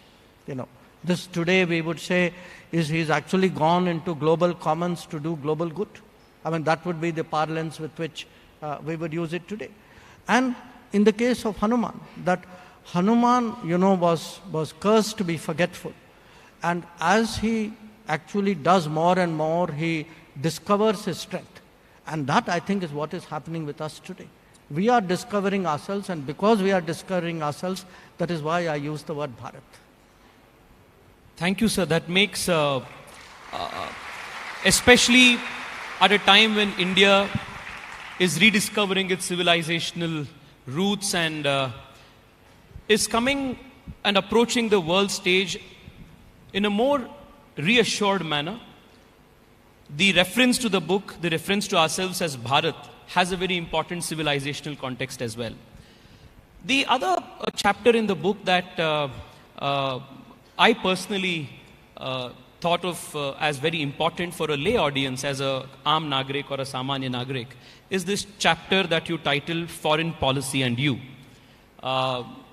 Because I must also, even if this is a digression for a second, I must say, sir, before the Modi government, foreign policy was seen as something very distant, as something that is the business of a few suited, booted bureaucrats in faraway countries. But I think it was after Sushma ji and your tenure that foreign policy is something that every common Indian feels invested in, and understand that what happens in the high tables of, say, in Russia or at the G20 summit affects all of us individually, even back home.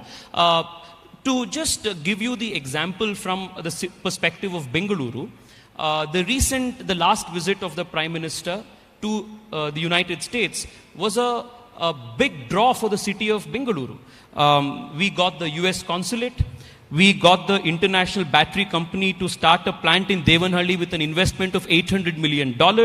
We got the General Electric Company to partner with HAL to manufacture F414 jet engines in India. We also got Applied Materials to invest $400 million in a research development center in Bengaluru. So this is going to create so much of jobs, so much of economic opportunity, and whether it is COVID, whether it is extraction of Indians during Vande Bharat mission, whether it was from Ukraine, the students who came back, we see now that foreign policy affects us at every stage in our life.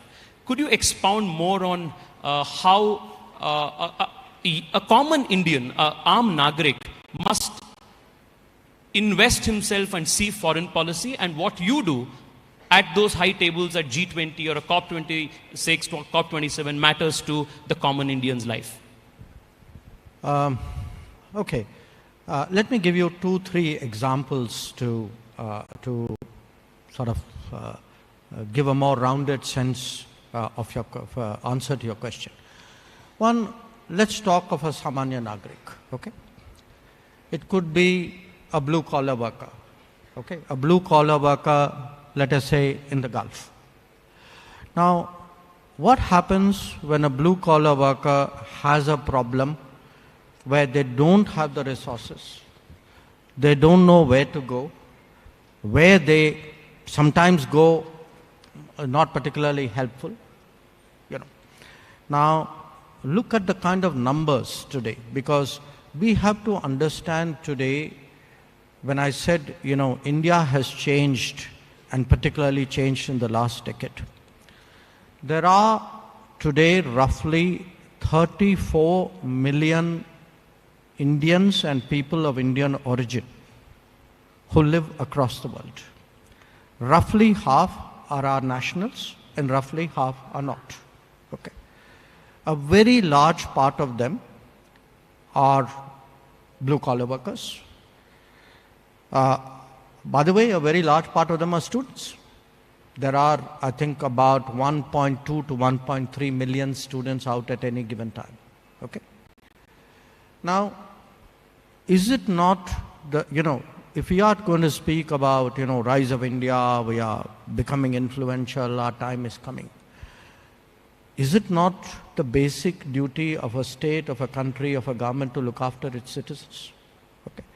Now, to do that, you can only do it if you put in place a system. Okay. It cannot be that, people know a Jaishankar or a Tejasvi Surya and call up and say that, help me.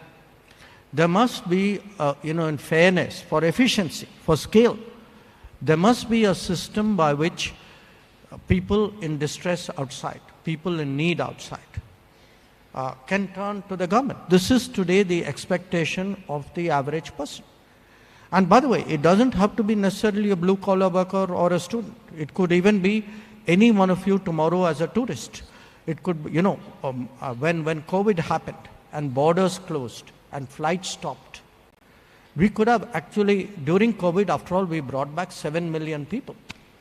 Now, I take pride in the fact that we could, because nobody in the world, in the history of the world, has done an operation so big. But I also recognize it as a basic obligation that we cannot today prepare for a global economy with mobility, with flow of talent, and this is something which is particularly important to a place like Bengaluru, that for preparing for such a world, the government's responsibility, the government's ability, the government's willingness must all change. So what I have tried to do in one of the chapters of the book is actually to look at myself and my work and the kind of things which we do in the Ministry of External Affairs from the perspective of the public. What is it they expect from us? That on the 22nd of February 2022, when the fighting started in Ukraine and 20,000 students were there, what was going through their minds about their government? When on 15th of August, when Taliban entered Kabul and there were still people out there, what did they expect from us? I mean, recently, we had, last year, we had a very, there was a civil war. There's still a civil war effectively going on in Sudan. Okay. There were about 5,000 Indians who were trapped there, including many people from Karnataka. Now, what is, how do we sort of stand by them? How do we already have systems in place for this kind of situation? This is one set of issues. I can give you a completely different set of issues. We are today looking at a technology leapfrogging. Okay, we all know that if one of the reasons why our lives have changed is because we have embraced the digital world in a manner in which very few other societies have done, and this will leapfrog us. Okay, but the digital world is not just being the consumer. The digital world, I mean, if India is to go ahead in the world and establish itself, then we must also become part of the big league. I mean, which is why today we are investing in semiconductors, because chips in a way are today the critical driver of the world. Now, getting technology and getting it in a way in which you absorb it and move it forward. I mean, you referred to the GE4 of 414 deal. I must tell you, I was particularly pleased about it for two reasons. It was coming to HA. And I first came to Bengaluru for the first time in my life in 1962, because at that time my grandfather was chairman HAL. I'm actually named after him. Okay, very interesting. So this is actually my original Bengaluru connection. But the second reason is in 1986, okay, think how far back we are talking. In 1986, I was a young junior officer in the embassy in Washington. We actually had a team which included Dr. Abdul Kalam, V.S. Arunachalam, Roddam Narasimha, who headed NAL here. They came to the United States because that was when the planning for what is today known as Tejas started. So it has been a very long journey for us. Now, countries evolve. I mean, Sanjeev was talking about how cities evolve, but nations also evolve. Now, I take a project like Tejas. In fact, I had the pleasure of bringing the US Defense Secretary, then Caspar Weinberger, to Bengaluru for looking at the LCA project at that time. Now, I have seen how a project like that evolves. The fact today that it has reached a stage, things don't happen by themselves. It may be organic, but even organic things need a driver. It needs a push. It needs a vision. So, to me, when I saw the Prime Minister of India getting into a Tejas, you know what a powerful statement it is to our own defense people, to our own creativity, to our own technologists, that I have confidence in you, that I am actually flying up there in a plane that you have produced. So, I would say today, a large part of what we do when we speak of an aspirational world, it's important for us to respond to the daily requirements, the legitimate expectations of citizens.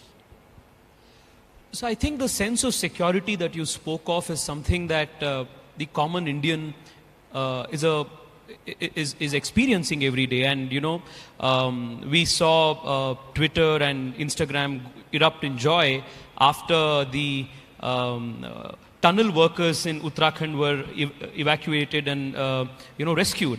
So the sentiment was that whether you are stuck deep in the tunnels of Uttarakhand or in the hinterland of Ukraine, the government of India will come to your rescue. And I think that sense of a renewed security in your government is something that has been a hallmark of what you call in your book the Modi era diplomacy. So can you explain for us a few characteristics of what is this Modi era diplomacy and how is the Modi era diplomacy different from what was practiced in the pre-Modi era? Look, I would say, the short answer is read my book, you'll get the answer. The slightly longer answer is partly, I think, a new way of thinking. Say, for example, to take our neighborhood and make them partners, not competitors or not neighbors who envy you, but neighbors who benefit from what you're doing. I have just come today from Kathmandu. This morning, I was there at the opening of the library of Tribhuvan University. So our neighbors today associate India with education, with health. We stood by them during vaccines, during COVID. With Sri Lanka, we actually were bold enough to put out $4 billion to bail them out economically. They see the new, the power linkages. So there's a whole the change in the manner of which we deal with the neighborhood. If we go beyond that, I think the idea that with the Gulf, with Central Asia, with the Indian Ocean, how do you because we are actually recapturing our history. That because of the partition, because of the those periods of decline which Sanjeev spoke about, which Gurumurthy ji also touched upon, we had stopped thinking of these regions. These are actually our neighborhood. There were, if you go by even something like archaeology, in the middle of Vietnam, there are Shiv temples of 1,000 years old plus.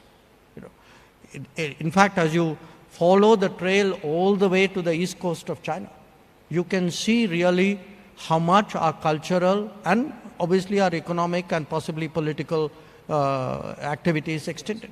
You go the other way around. That look at the Gulf.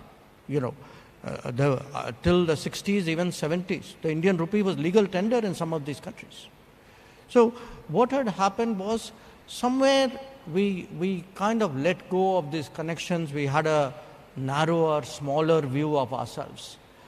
Today, I think the big change, I come back to your first question.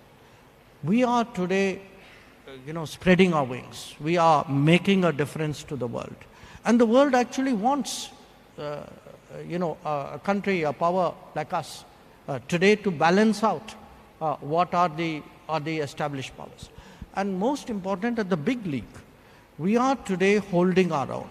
That, whether it is a complicated issue like the conflict in Ukraine and the pressures that come on you out there, or whether it is what is happening, what has been happening in the Indo-Pacific, and, how do we ensure that there is stability and there is order now. So it could be the Quad. There are pressures on us not to do the Quad. There were pressures on us to restrict our economic dealings with Russia. We have stood firm against both. So I think it's a combination of a lot of this, including, dealing with the diaspora, recognizing, and look at the global issues, climate change today, technology, even nutrition, wellness. I mean, there isn't a debate in the world in which today we're not wading into and not putting out our ideas. That is the difference. And I think, sir, this renewed voice that India has found at a global stage is also reflecting in the way that we are dealing with our immediate neighborhood, which also includes China. And there's a elaborate chapter in the book on titled "Dealing with China." And as a activist of politics, or rather a student of politics, there was one particular paragraph in that chapter, or rather a coinage of a word that you have used, which caught my interest. And I would want to read that. You refer to certain sections of Indians as Chindians. As Chindians. It's not my phrase, okay? There's an inventor of the word Chindia. Yeah.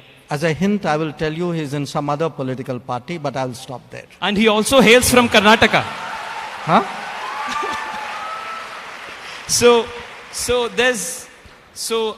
Dr. Jaishankar vividly describes the characteristics of these Chindians, and this is what he says.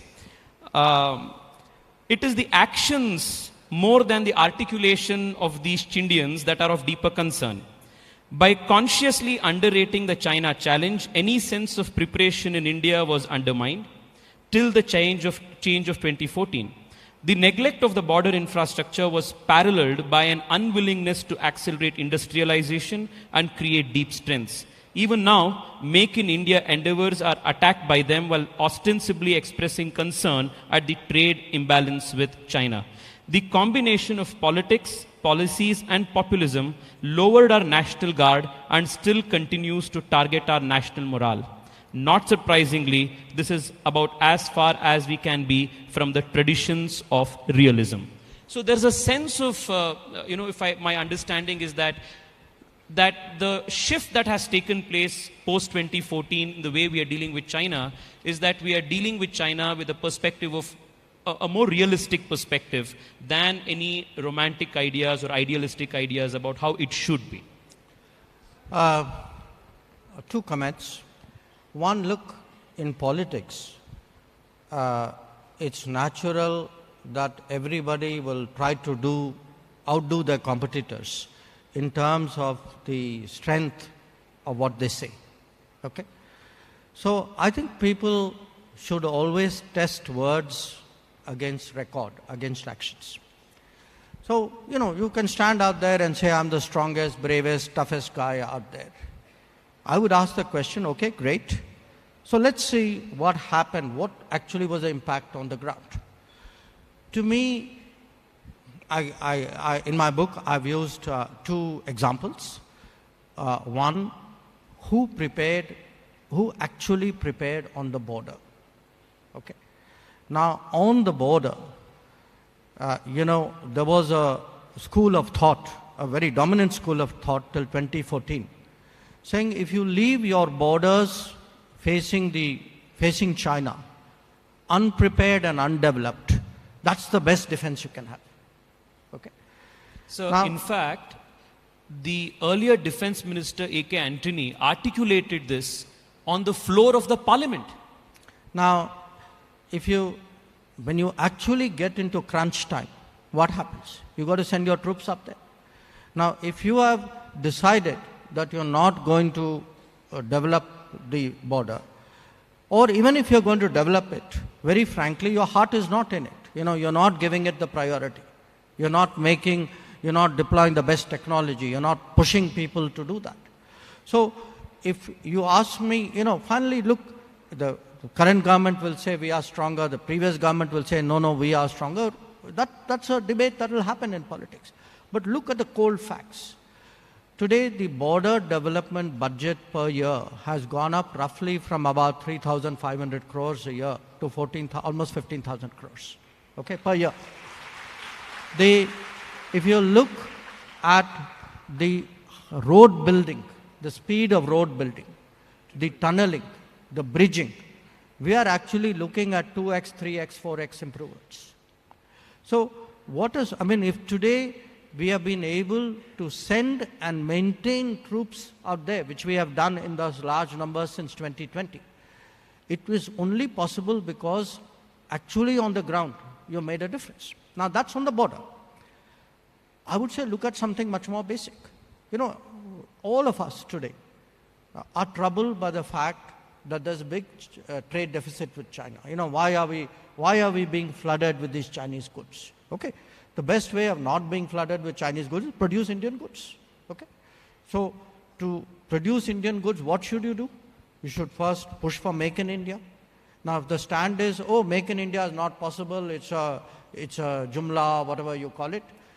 If you say, look, let's all make it easier to do business, but if our policy is making it harder to do business and, environmental clearances were actually practiced as a tool to actually slow down industrialization in this country. If we run down our own industry, if we actually make it a point to, there were people who said we are not competent to do manufacturing. Now you can't enter a technology world after having abdicated the manufacturing world. An engineer who's never put his hands on a machine is not going to thereafter be able to talk about innovations and inventions. So I would say, where this whole China debate is concerned, there is a realist school, there is a much more romantic, fatalist, sometimes I would say even complicit school. I think there's been this constant debate, and it's not a new debate. This debate I've actually brought out in my book goes back to the time of independence. That in 1950, there was a very famous exchange of notes between Sardar Patel and Jawaharlal Nehru. And Patel actually warns of, he's expressing concern about what could be the intentions of China. And Nehru actually says, look, I can't imagine that the Chinese would ever do anything across the Himalayas. It is unimaginable, and we should not be driven by such fears. Now, you know what happened in 1962. So, at the end of the day, I would say it's very important, especially if you have the responsibility for the security of your country, to be very hard-headed about it, to be very practical. Don't let ideology confuse you and create situations where actually the price is eventually paid by the country. You make a very interesting, I have actually made a reference of that line. You say, this is such an interesting quote from your book. The compass of national interest will guide us unerringly if we do not get distracted by ideological reservations or hidden agendas.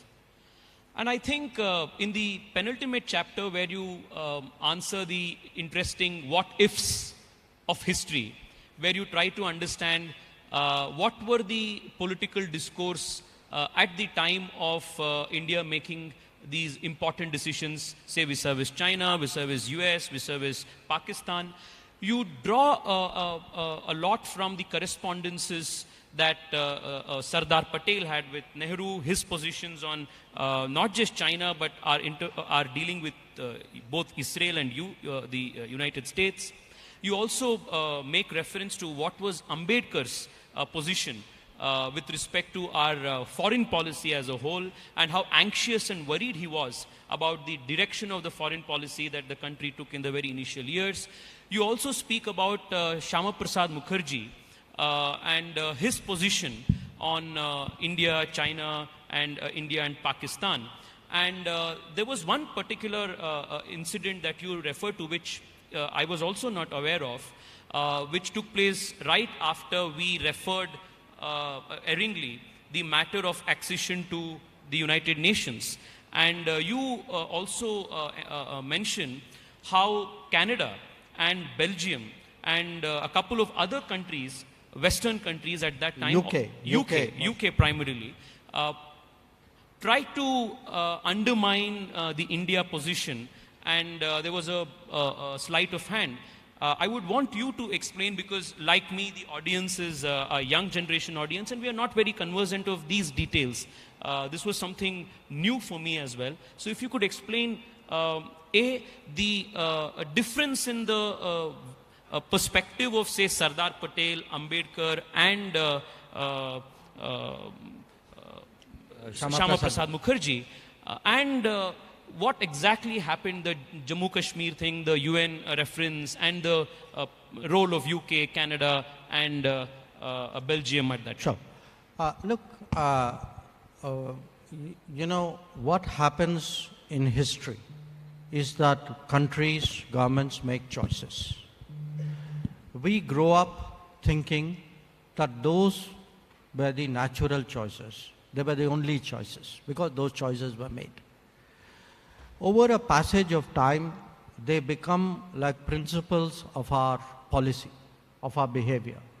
So somewhere we don't even question. And you know, I'm of course referring to a past, and I think this should apply in the future as well. I mean, I would say 30, 40 years from now, people should have the right also to question what other choices we are making today. I think that is very much the legitimate way of how a country or a society develops. So what happened in the 1950s, which today people have forgotten, is there were actually debates about what should be our Pakistan policy, what should be our China policy. The sense was that the government at that time was too trusting of Pakistan, that it did deals with Pakistan which others felt Pakistan would not abide by, including treatment of minorities, especially treatment of minorities. There was a debate on China, that, you know, is China a country whose intentions towards India are benevolent or not? Now, and then there was a debate about America, that, you know, we had frictions with America, but there were questions asked saying, are we doing things which also unnecessarily irritate America, for example, by upholding China's case in many situations? Now, these today I have presented as the roads not taken, because these were choices. You know, Sardar Patel, Dr. B.R. Ambedkar, Dr. Shyama Prasad Mukherjee, these were members of the cabinet. You had a leader like Minu Masani of the Swatantra Party. I will refer to him as well. So what happened was, at that time, certain decisions were made. They presented choices. Those were not the choices which were made. But today, when we look at Pakistan, when we look at China, when we look at America, exactly those questions remain. Not maybe literally speaking, but questions about, you know, how do you make judgments? If you are trusting, you know, because you are ideologically inclined, You are hostile also because you have prejudices. So to me, we need to be very hard-headed, very practical, very clear. What are India's interests? If India's interests require us to stand up, we stand up. If India's interests require that we are a little bit more considerate, or we manage it more tactfully, we should do it. But I would not take a call which is based on whether I'm on the side of that country and that bloc and this ideology. I would take a call at the end of the day, does it suit my country or does it not? The second issue, the UN issue, today it is very clear. In fact, not now. It was very clear by the 1970s that taking the Kashmir issue to the UN Security Council was a fundamental error, because you are taking it to a court where the judges are all stacked against you. That these were Western countries who had a bias towards Pakistan. And actually, if we had been hard-headed, if we had a good sense of international politics at that stage, we would not have taken that call. It was done, as actually a misreading of what the world was about. That somewhere we saw, UN, there's a sanctity about UN, these chaps will be impartial and, neutral arbiters. In fact, we were, taken for a ride by a set of countries who had their geopolitical agenda, who used Kashmir as an issue of vulnerability for us, and they continued to use it till it took us decades to finally take the call on Article 370. To me, Article 370 was not just a call within the country which we had to take. It actually has profound foreign policy implications. We have closed today a window of vulnerability which we were foolish enough to open in 1948.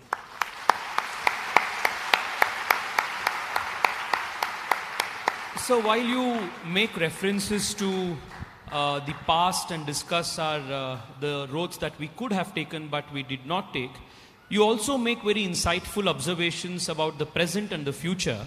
And one of that is regarding the narrative battles that we need to fight in today's digital media age, and also the challenge that comes in a theater, in a conflict zone or a war theater, where multinational companies with budgets which are even higher than GDPs of certain countries also come into play. So these two threats that you have amongst the many that you have highlighted are something that I think we should spend some time discussing about. So where do you see in the coming years, in a more digitized, more globalized space, the influence of these MNCs, these tech giants? How are they going to play a role in everyday lives of people, especially in times of conflict?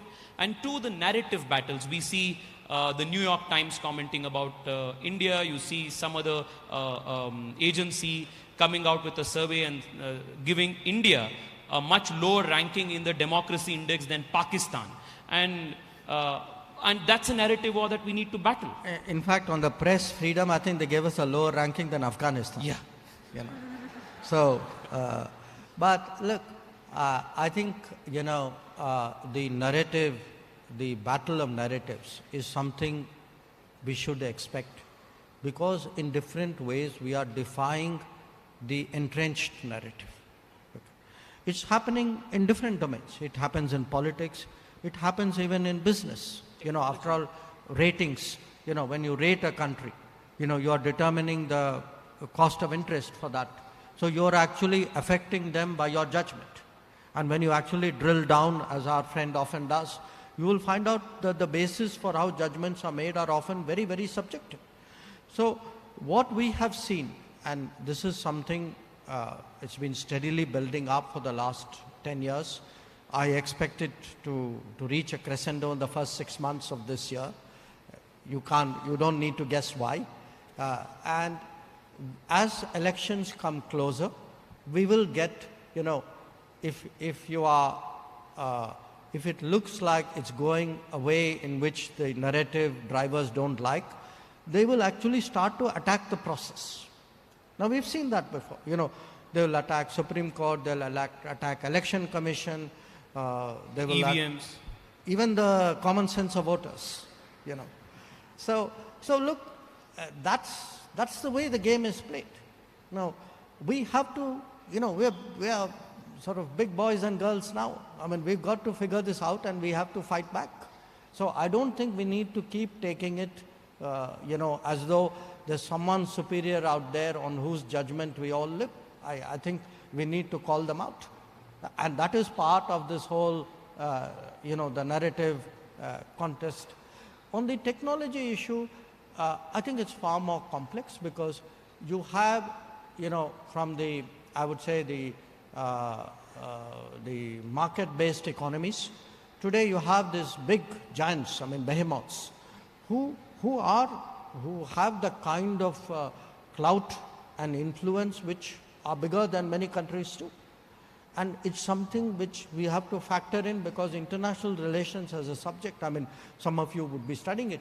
You tend to think of the state as the unit, as the player.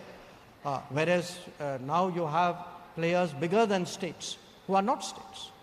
But at the same time, you have the other side, which is in the non-market economies, when you have enterprises who are deeply back-ended to the state. You have to ask yourself, say, I refer to the digital domain.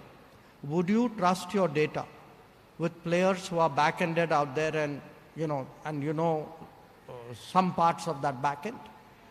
So I think today there are serious debates about trust and transparency. You know, where would you like to see your data go? And I think that's key to our digital partnerships.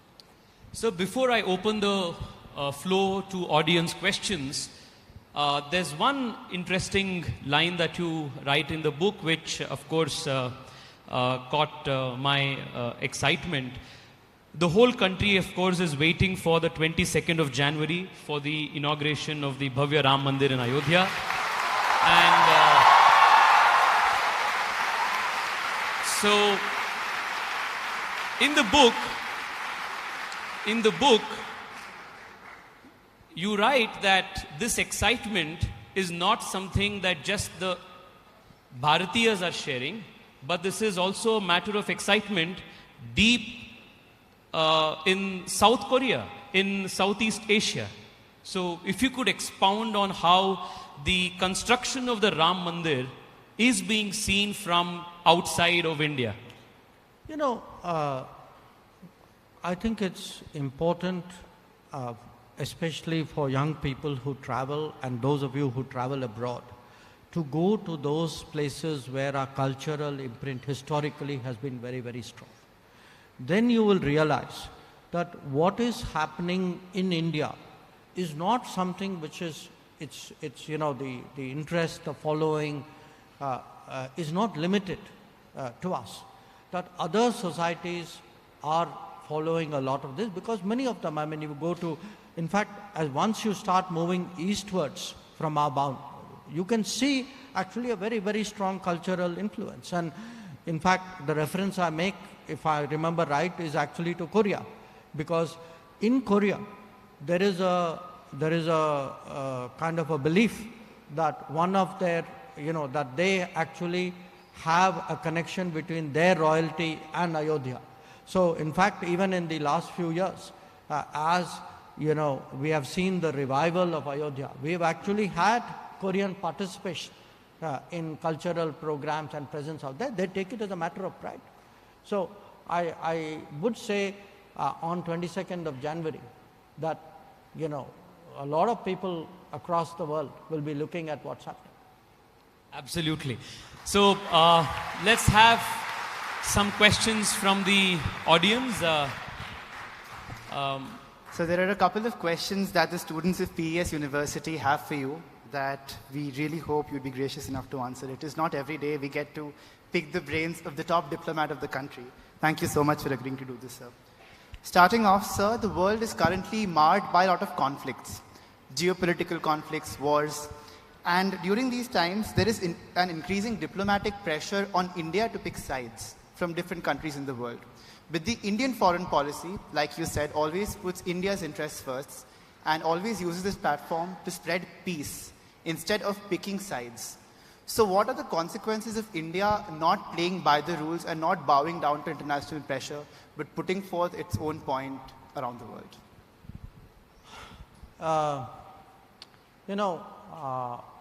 There are times when it's not easy, when people put pressure on you and sometimes put pressure on you publicly.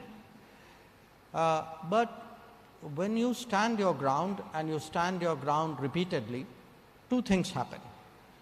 Those who put pressure on you start to get a bit tired.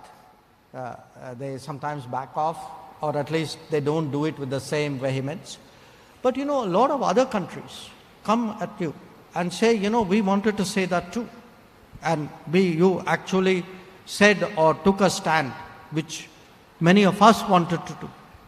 So people, there are expectations from the world, from other countries about India. When we take a stand, the world listens. And I think that's why it's important we do. Yeah. Can we have the next question? So my question to you is about illegal immigration. Do you believe it is an internal threat, or do you believe it is a global impediment? And what do you think are the measures one nation can take to, decrease the amount of illegal immigration that happens? I think anything illegal by definition is a threat. Absolutely. And I see no reason why illegal immigration should be given a free pass. Because, look, we work so hard to build our country, our society. Think of it as your house. Would you let a stranger occupy your house simply because you left your front door open? Or your back door open? So, somewhere I think we need to understand, because again, sometimes these are politically driven narratives, that freedoms mean that, that there's lack of governance. That's a sign of freedom. That somehow we are good to the neighborhood because we are not securing our borders. To me, there are basics of what a nation state is about and what good governance is about. And certainly, if I have worked, as hard as we all have done, I would be interested in securing what I have done and making sure that the entitled people get the benefits within the society, not those who have come here seeking benefits, from other people's work. Thank you. Can we have the mic go around in the audience? The floor is now open for questions. The mic will be coming around and you may ask your questions. Thank you. We will come, sir, but I am biased towards students here, so I would want to take questions from the students first. So, the gentleman in the black there.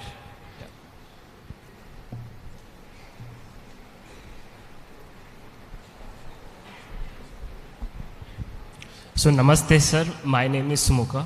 I am a MCA student. So my question is to both of you. I don't know, this won't be controversial. Will reservation end this country, or country will end the reservation?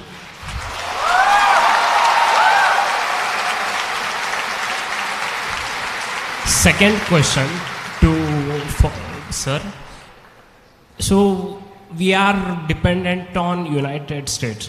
So during the India 1971 war, that same United States was against us, and it camouflaged, and it is with us right now. It is not guaranteed that it will be in the same friendship. So how would you deal that? Similarly, like with our friends, happens friends with benefit, some, how do you deal with this? Whom do you trust?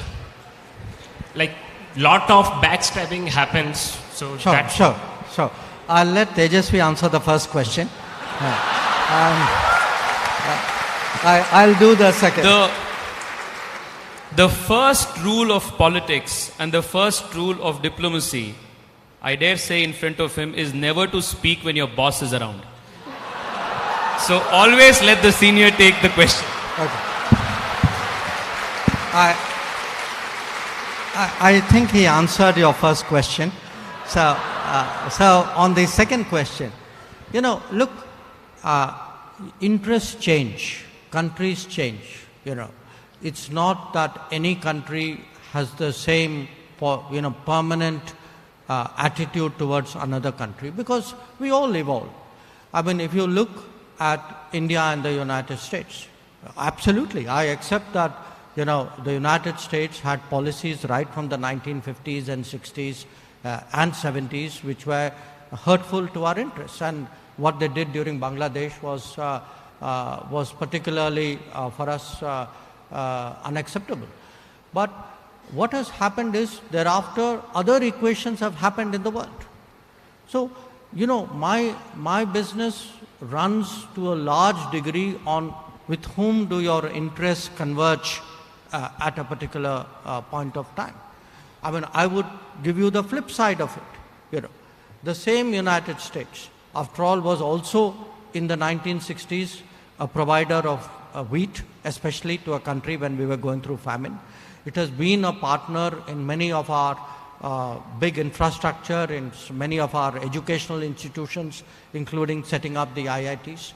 It is today, we are in Bengaluru, it is today a major tech partner and an economic partner. So if I were today to make a judgment, because that is really what you're asking me, am I going to make my judgment, say, on what I see are my possible gains by working with the US for the next 20, 30, 50 years? Or would I go with what is a real bad memory of what it was 50, 60 years ago? So I think in a way it's like how human beings relate to each other. Nobody has, it's a very exceptional relationship between people or between countries where everything is great forever. There are ups and downs. If you look, in fact, you look at US and China, look at the ups and downs. You look at US and Russia, Soviet Union. The US was enormously helpful to the Soviet Union during the Second World War. But within a few years, Cold War started. So this is not, these are not sort of BFF that you make a decision and then say, okay, I'm sticking with that forever. So that was Dr. Jaishankar answering in the proper millennial lingo. Thank you. Can we have the next question from this side, lest we be accused of not giving space to the left?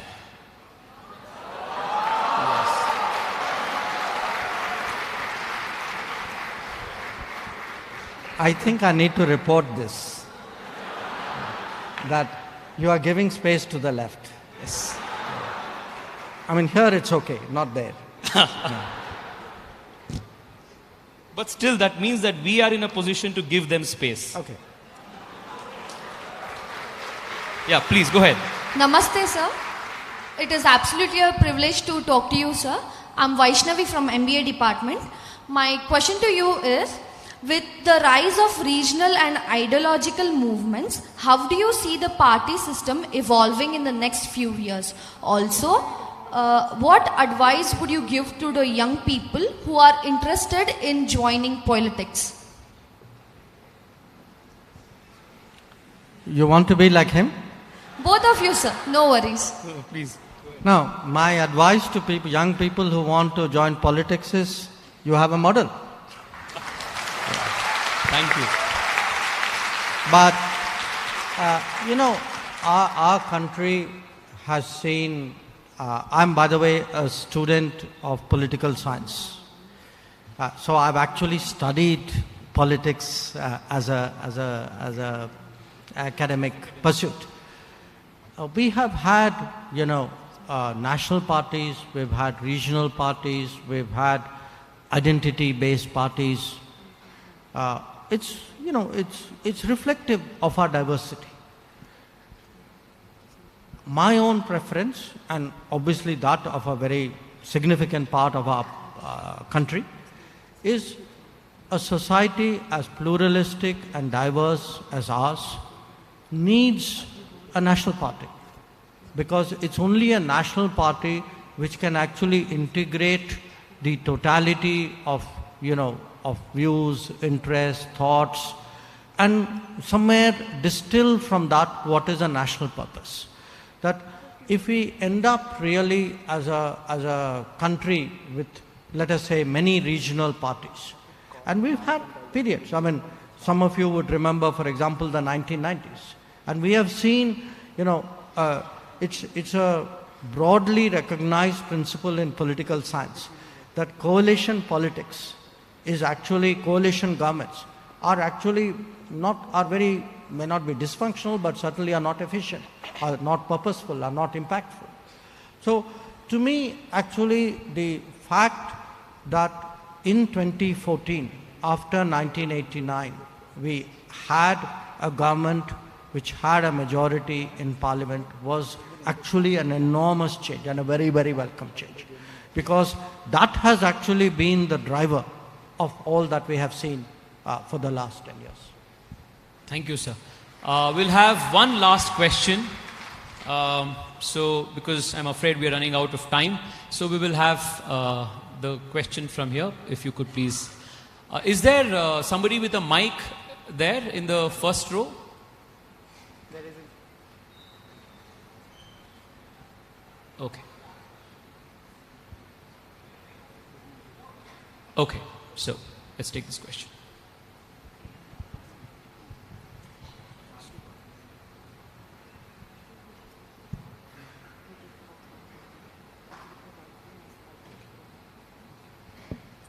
Hi, sir. Thank you for coming to our university today. One question I have for you, it's rather a naive question, but I'm hoping to be bold, like the tone has been set. What do you think, from a global perspective, is the first step a university like PES can take in shaping the students and faculty not only to empower themselves in a more holistic versions of they can be, but also to shape them as contributors to a new narrative of Bharat in the global context? So if you were to give, in a nutshell, an advice from a foreign policy perspective or placing Bharat in the global position, what is the role of a university in cultivating individuals and Bharatiyans? My day began in a university in Kathmandu. My day is ending in a university. And every time I come to a university, or please do sit down, I often reflect on my own. And I mean, clearly university is a enormously shaping experience. Years later, you would look back on this period and whatever you are, a large part of it would be influenced by what you are going through at this point of time. In terms of how do you prepare, I think you are actually all already preparing, sometimes without even knowing it, that you are all far more connected with the world, that your ambition, your confidence levels, your expectations are very much stronger. In fact, again, because I go back to Sanjeev, what he said about the earlier generations had a much more limited sense of what we could do, and the risk taking, the connection to the world, the understanding of the world. That was far more limited than what all of you have. So actually, if I had not advised, but if I had a wish, I would like to be you. And today, because to me, these 25 years ahead of us are going to be the years that will define actually Bharat. That in 2047, we will be really, I think, shapers of what is happening in the world. And it's actually your generation which will have both the responsibility and the opportunity to do that. So I really wish you all the best. Thank you so much, sir. we could not have ended this wonderful, scintillating conversation on a more positive, a more higher note. At a time in history when India is climbing new heights with more confidence, with never before seen audaciousness, the world has taken note of the fact that Bharat matters, that India truly matters. And it is in this context that Dr. S. Jaishankar's book is, I'm saying this after I have read this, and this is not like a Instagrammer saying, please subscribe, like my video. This is a really good book and eminently readable. So I urge all of you, especially the young, to please read this book. There's a lot of history, there's a lot of geopolitics, there's a lot of economic lessons that one can draw and understand. And I would want to conclude by the very last line in the book, sir, which has stayed with me. The title of the book is Why Bharat Matters. One would naturally expect that the very first chapter of the book would deal with that very question, but Dr. Jaishankar has kept that chapter and that question to the very last. And in the very last sentence of the last chapter of the book, he sums up his answer. Why Bharat matters. With each passing day, it is becoming clearer that India matters because it is Bharat. Thank you so much. Thank you so much, sir, for gracing this occasion. I would now request our Honorable Pro-Chancellor, Professor Jawahar Doreswamy, and our Honorable Chief Operating Officer. Sure. May I request the Honorable External Affairs Minister to please officially unveil his latest literary work, Why Bharat Matters, on PES University this evening.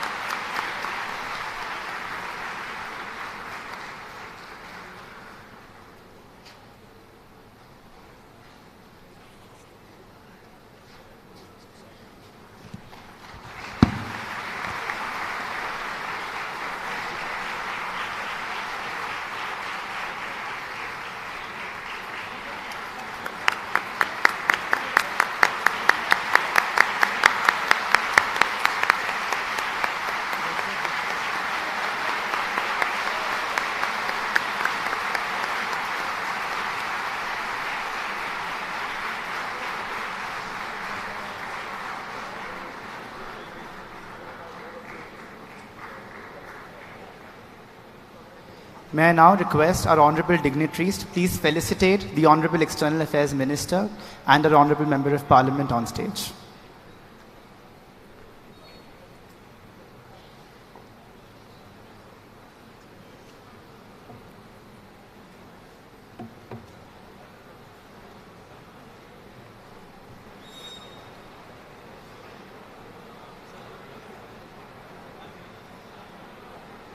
I request the audience to kindly remain seated as the Honourable Minister departs.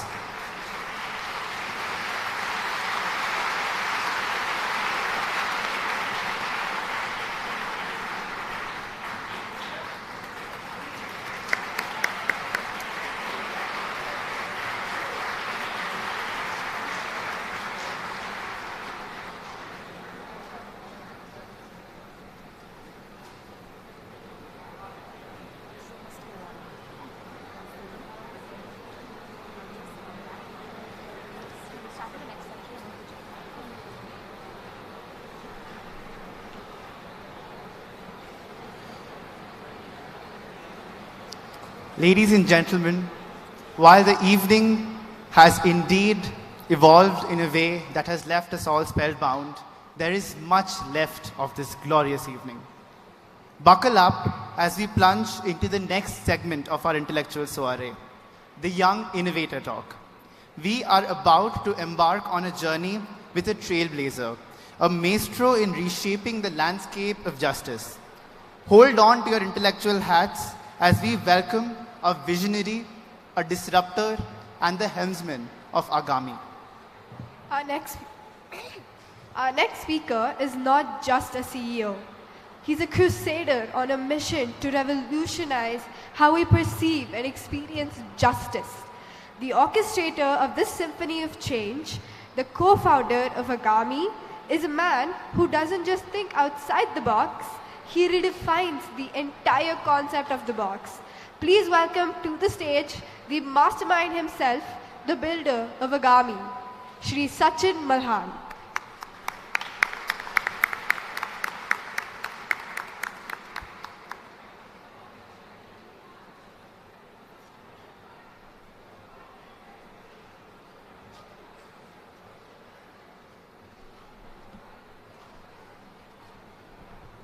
Hi, yeah, just like that. Okay. I hope I haven't reached the party after the party is finished. So either we have a new party or I have to go back home. But it's such an honor to be here, and I know that there are many of you from PES law that are here. So that's a special connection. So I have a very simple statement I want to make as I begin this. If we have to unleash Bharat, we have to unlock access to justice in India.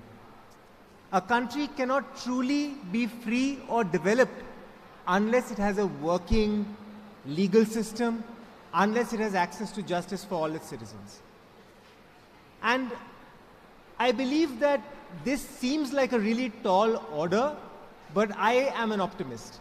And the work we've been doing shows me that it's possible in a generation for us to actually leapfrog and be able to actually deliver access to justice for our citizens. We're in Bangalore, and I want to share with you a little bit about what technology is making possible in access to justice.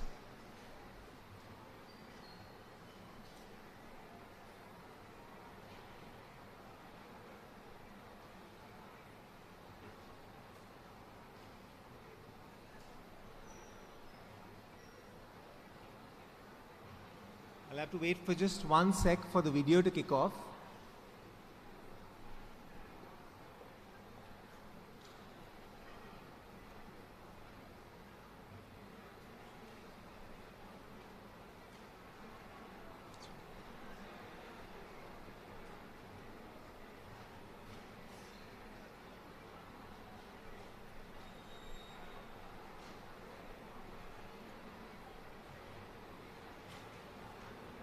Can you start it from there? Could you just start it from there? Yeah.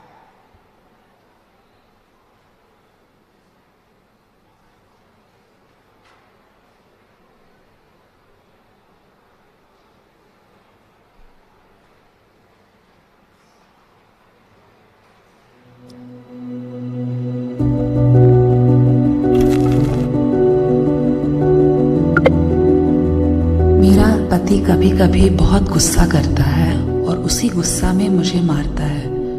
मैं उसे jail नहीं भेजना चाहती हूँ, पर उसे थोड़ा डराने के लिए मैं कुछ कर सकती हूँ।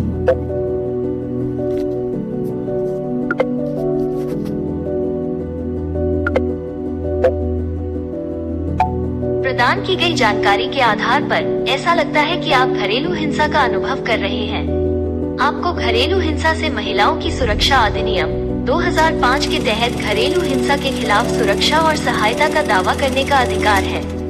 Jagrit aims to help a person in such a situation by providing access to reliable legal information quickly and easily. What you're seeing, I want to emphasize what you just saw. You saw a person having a conversation in a local language. None of the interactions were scripted. These are not fixed answers. The person was talking to AI models in their language. There was Hindi, it could easily have been Kannada. It's actually available already in over 22 languages. And you can have a real-time conversation where the conversation can be about your rights, could be about domestic violence, could be about property, and these systems are already available today. Compare this with a country where you just don't have any information, and suddenly that information is available to you in voice. Now, this is possible today because of what technology has, the leaps that have happened in technology, particularly in AI. I want to share with you another example of something. I'm sure many of you have heard about SEBI, which is our securities regulator. Stock markets in India are regulated by SEBI. Usually, organizations like SEBI or the Reserve Bank, they put out pretty complex documents. I'm sure folks in the business school here or doing finance will know. And most people don't understand what those documents contain. 2 weeks back when they put this document out, most people consume this by chatting with this document directly. They just ask questions like, help me understand what does it say about this? And their phones answered back what that document was about. And over 90% of people were satisfied with the answers. That's a huge leap because suddenly that information is now opened up to you. And the last little bit of good news I want to share before I explain what we're on the cusp of. We're not far from the day when you can actually point your phone at, say you start a new business and you thought of a new business name, right? Say PES was started a long time back and you thought of PES. You can actually point your phone at the name and it will tell you if you're going to get into any legal trouble. For instance, imagine if we had something like this when Sardar Baksh Coffee was started. Definitely wouldn't have got into half the legal issues that it did at that time. Or my personal favorite, Burger Singh. So what's happening today is that this technology is allowing us to put, frankly, the power of law into people's pockets. And that day is not far when you could actually have literally a lawyer in your pocket. I'm not sure you'd want one, but you can have it if you want it. Now, I just want to share something with you about why it's so important that we do this, that we use technology and change access to justice in India. I'm sure many of you are aware of this already, but India routinely ranks very poorly in access to justice. Only about 1 out of 10 people with a legal issue actually go to the courts or to any formal system. They try to resolve it by themselves. Most of the people here are somewhat middle class. And the sad part is, even though your educational or financial situation might be more sorted, you're just one bump away from being stuck in the clutches of law. And that's the fact that we can't really claim to be a country that's developed without a functioning rule of law. This affects those of us who are poor, who don't have access to connections, who don't have access to power the most. And I believe that this would be a huge gap. But something happened 2 years back, and I'm sure all of you are familiar with what happened 2 years back, that suddenly enabled us to think of leapfrogging. A situation where we don't have to build the same infrastructure that the Western countries have built for access to justice.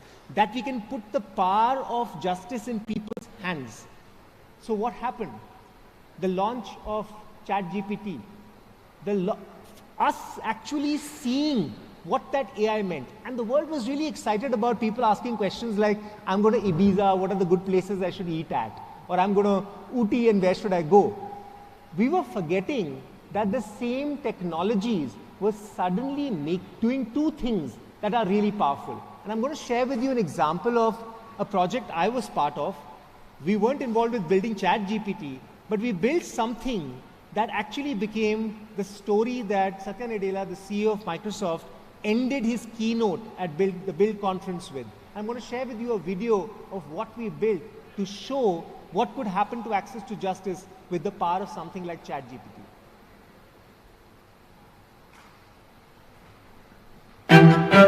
मैं एक किसान हूँ अपने ही गांव में हमारी ज़मीन है 2 एकड़ उसमें ही हम खेती उगाते हैं रबी की और खरीफ की दोनों फसलें उगाते हैं जिसमें गेहूं है जवार है बाजरा है तिल्ली है सरसों है बट यहाँ मेवात में अंदर बहुत से गांवों में न्यूज़पेपर नहीं पहुँच पाते हैं ये सरकारी स्कीमें पहुँचती हैं लेकिन ग्रामीण इलाकों में लोग योजनाओं की स्कीम पहुंच भी नहीं पाती है।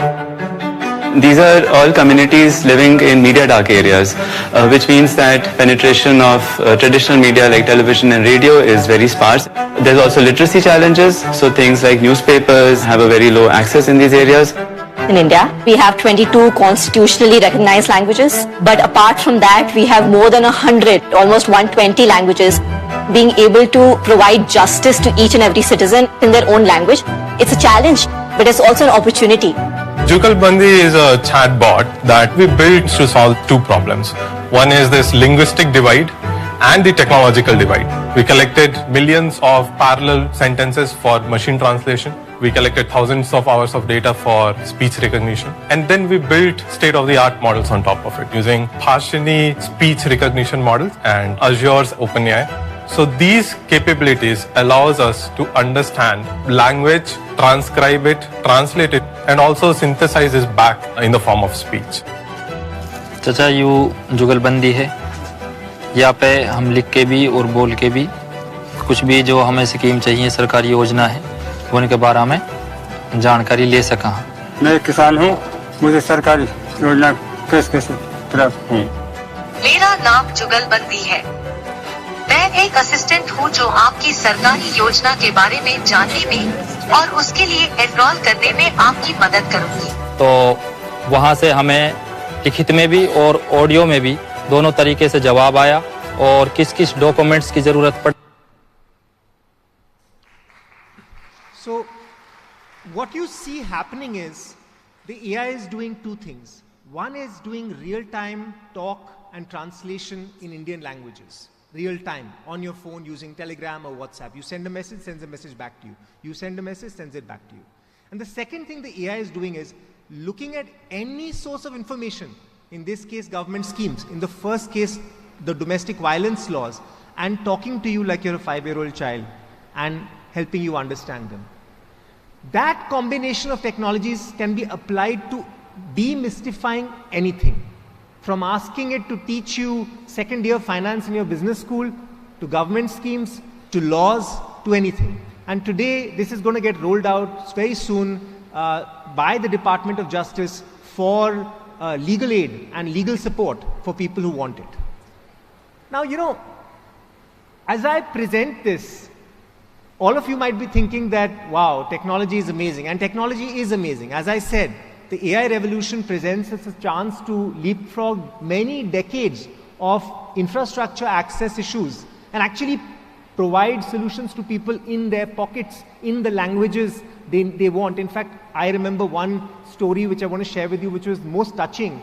When I shared some of this work with people, in the audience were 4 people who spoke Gond, the tribal language Gond. And they stood up and said, "Hame bhi chahiye Gond mein?" And then you realize what true power is. True power for the citizens is not everything in English and now you better learn English. It is use technology, bring it to where people are in the language they are comfortable in. Now, in Europe and the US and all, maybe you don't think about it because language might not be such a big thing. In one country, people speak one language or two. In India, people speak over 1,000 different dialectic strains. Now, does that make us, is that just access? I believe it's empowerment. I believe if that happens, you can unleash Bharat. The one thing I want to say in conclusion is, it's bigger than technology. What is really happening is self-belief. The belief that we can innovate our way through major social issues that in the past we'd be looking to the government for. And that, I believe, is the real revolution here. We're in the cusp of a belief revolution. The idea that right now what you see, this is a tribal district called Nandurbar in Maharashtra. And 2 of those people are Rakesh and Nitesh. And they've built something called Adivasi Jan Jagruti. They've built a tool on the phone that allows any other tribal youth in the area to record stories of injustice or lack of access in that area. And then they stitch it together into movies that they show at night. And then the community decides what they want to do about it. Or for that matter, Gabriella. Gabriella woke up one morning and discovered that the Mollem forest in Goa, I don't know how many of you have been there, but it's a very beautiful natural forest. The Mollem forest, a big chunk of it had been literally eaten up because of some illegal work that was happening there. And she built a revolution called the Amchi Mollem movement, which has won many awards, based on technological connectivity, how they were using different digital media and social media. Or for that matter, this story, which is really close to my heart. This is an incident that happened just outside Pune. It can happen to any of us. A person was driving a truck, and from behind the truck, there was a jeep, and that jeep rammed into the truck, and the jeep driver died. And it turned out that the jeep driver was the son of the local sarpanch. The village gathered ready to burn down the truck and the driver. The only difference was the truck had a sensor system and was a part of a network called LOTS, set up by these young innovators in Delhi, which protects truck drivers in the event of accidents.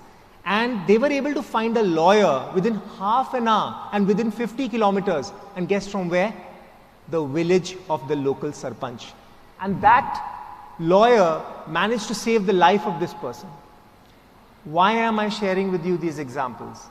These are examples of a new tribe in our country that believes that with the power of innovation and technology, we can solve problems. We'll always need lawyers, but frankly, what we need more of are justice makers. Many more.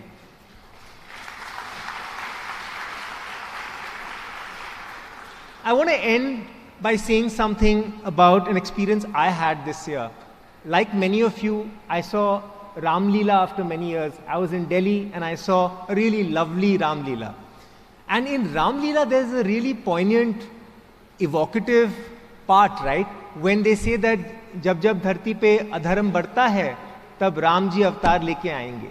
And I know it sounds almost childish, but somehow it's a really beautiful statement. And I believe that it's not one avatar. It's not waiting for the great person to come. It is all of us. We need to have many more people who can stand up, innovate, and find justice solutions. We're not going to bridge a gap for 1.4 billion people with one magic solution. In the words of a Native American tribal elder, we are the people that we have been waiting for. Thank you. What an intellectual odyssey we've just embarked with Mr. Sachin Malhan. His insights, experiences and dedication to innovating law and justice have undoubtedly left an indelible mark on our minds. Ladies and gentlemen, let's take a moment to express our sincere gratitude to Sri Malhan for sharing his wealth of knowledge and inspiring us with his transformative journey. And we would like you to take our token of appreciation. Thank you so much.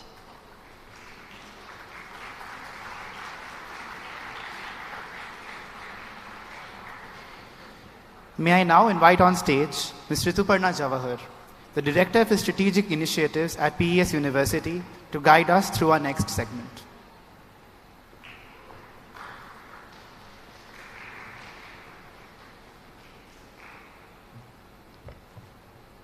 I would like to introduce this segment with a quote by Sir M. Vishveshwaraya, a quote that embodies the vision and the values of our founder.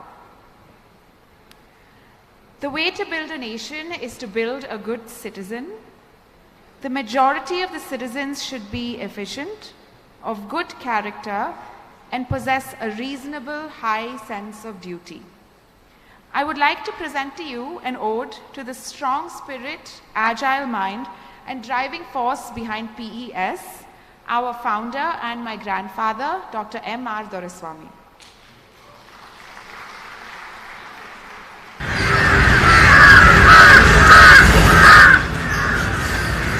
A nation, it is made of dreams, of ideas that turn into historic moments, creates institutions, and builds legends.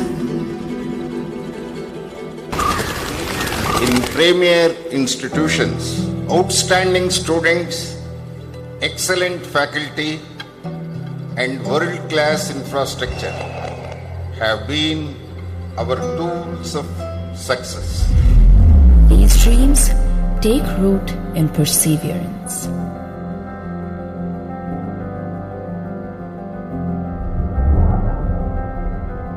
They grow from the determination and courage to believe in a unified vision.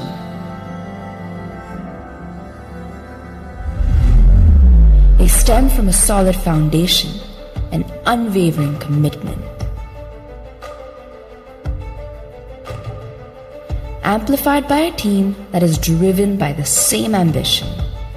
The only goal is to excel.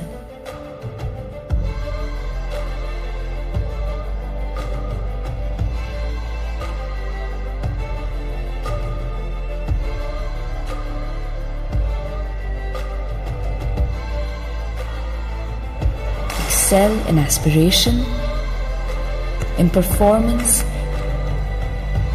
in vision, and even in service. The wide gap that is prevailing between the rural and urban. To fill up this gap as far as possible, one of the measures initiated is adopting rural government primary and middle schools. Service to this great nation to which we belong, where in order to succeed, we need to succeed together. And the only way to progress is by taking the nation along. At the center of everything we do is the future of our nation, our students.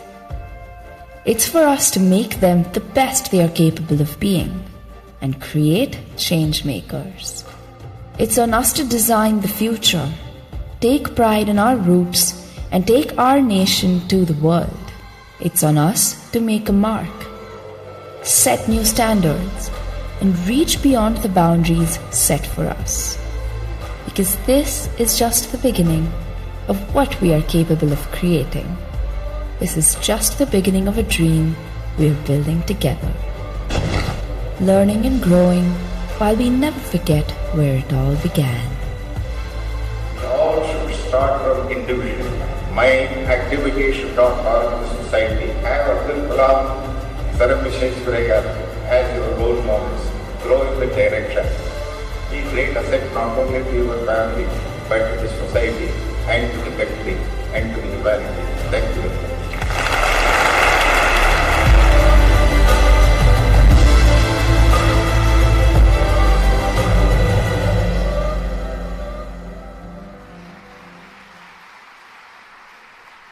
What began yesterday with one luminary's vision has turned today into the pinnacle of education and continues to inspire the changemakers of tomorrow. This is only the beginning. Thank you.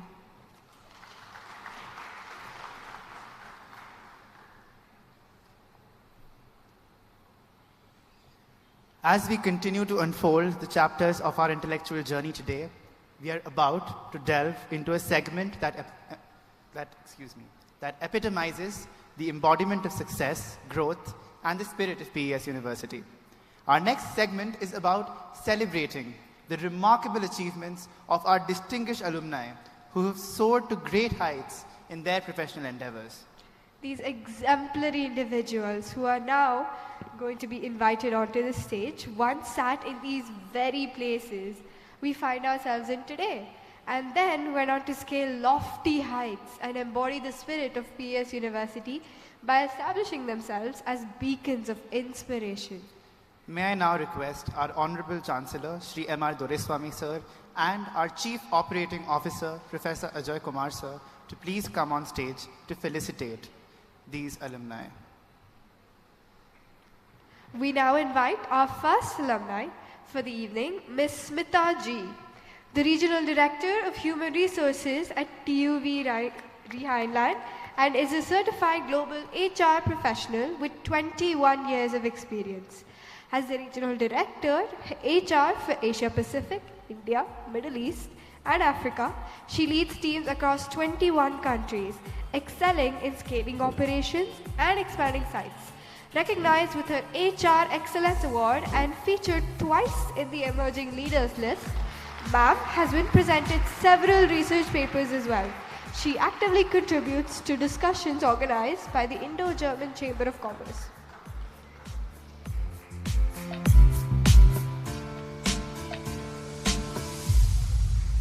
Our next alumnus is Shri Mrigang Sharma, Director, spearheading Global Strategic Alliances at Alteryx. A 2011 BE Biotechnology graduate from PES, he carved an impressive career path in Washington, D.C., USA. Currently, as a director leading Global Strategic Alliances at Alteryx, a renowned data science and analytics platform, he shapes go-to-market strategies and fosters innovation analytics and AI. With a background at Deloitte, Sir has led an impactful strategy and analytics engagement for Fortune 100 clients. Alongside his professional journey, he serves as a guest lecturer at Duke University and actively contributes to charitable initiatives in India and South America. Sir embodies excellence, innovation, and social responsibility, making meaningful contributions to both his professional and his philanthropic endeavors. Shri Yashas Natraj is the CTO for Miyamo Incorporated, an esteemed management professional and distinguished alumnus of PESIT, NUS Singapore, IIM Bangalore, and IIM Calcutta. He brings 18 years of expertise in management counseling, corporate strategy, marketing, and analytics. Having held senior roles at Letlong India, Reliance Jio, Deem Finance, and Cisco Systems globally, he boasts a wealth of experience. With international publications in ACM Multimedia, Co-Next, and the International Synopsis on Multimedia, he is sought after speaker at prestigious conferences on topics like data science, cloud computing, and digital payments. Shri Praveen Gorur is the Managing Director in Accenture London. He is an esteemed alumnus of PES. He initiated his career at Wipro in 1999, quickly ascending from a software engineer to a director overseeing global telecom business in Canada, US, and UK. Joining Accenture in 2015, he marked a pivotal moment in his career. It is a privilege for us to have him here today.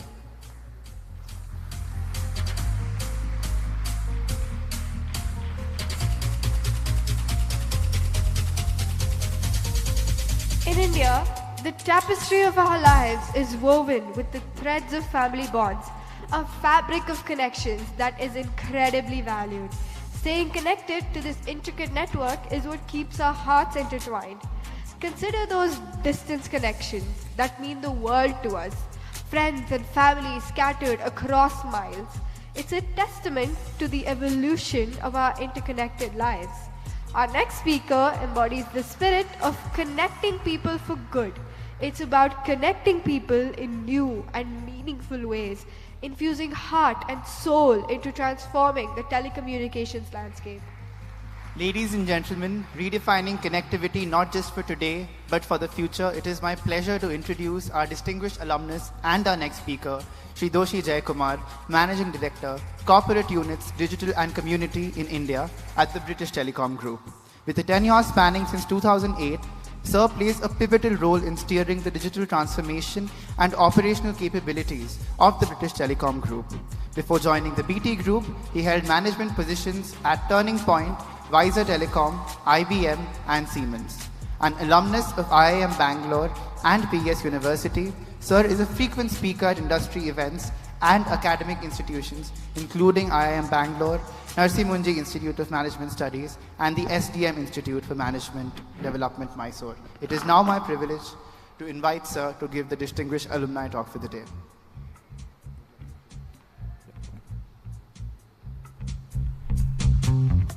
Namaskara, and thank you so much.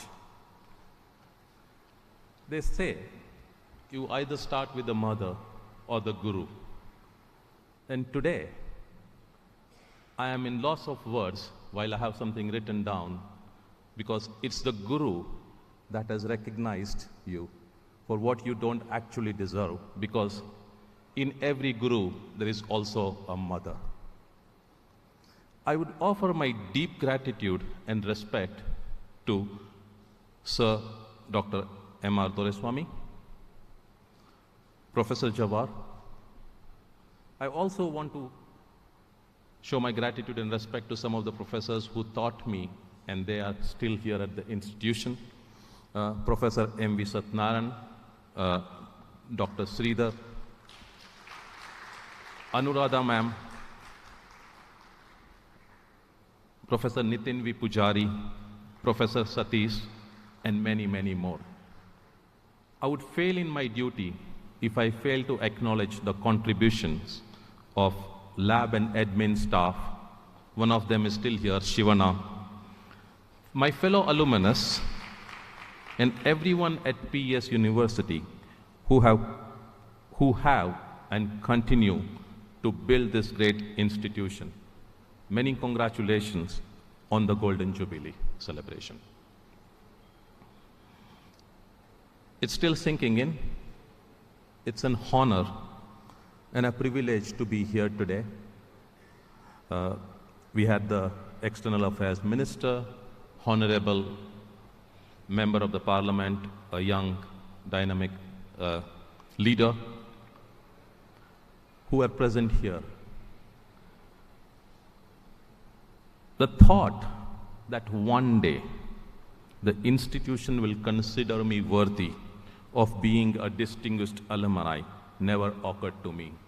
So thank you for blessing me with this award. It's even more special to receive this award in the presence of my gurus, well-wishers, friends, my batchmates, last but not least, my family. Without the value instilled by my father, Dhanwantrai Doshi, who is there in the front row, my rock, my better half, I always make the mistake, my better half, Chaitali, who's been here, my most vocal critics, yet always batting for me, my son Dhruv and my daughter Gunj. I need to acknowledge this publicly, that when Dr. Jaishankar was on the stage, it was a message from her that said, "Dad, don't miss an opportunity to get an autograph book from him." It's that, and you know, that's the critic and somebody who looks after me. It's a family. So thank you so much. And there is countless aunts and aunties who have uncles and aunties who have contributed to my success, and I want to thank them. My mother, Sarda Doshi, while she is not with us anymore, she learned ABCD to teach me. So true to her name. She was not only the goddess of affection and knowledge, she also kept me away from habits that do not help. Keep blessing me, Ma, where you are. I know it's really late. With your permission, I'm going to spend probably 5 minutes and speak a little faster. In 1990, after completing my 10th standard in St. Joseph's High School in Una, Gujarat, I came to what was Bangalore then, Bengaluru now.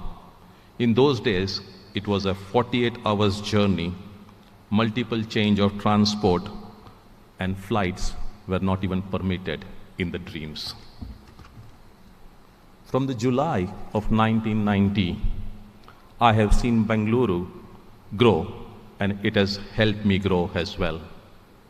Some of the notable changes are 30 kilograms that I've added, and the traffic, which I will leave it to your imagination.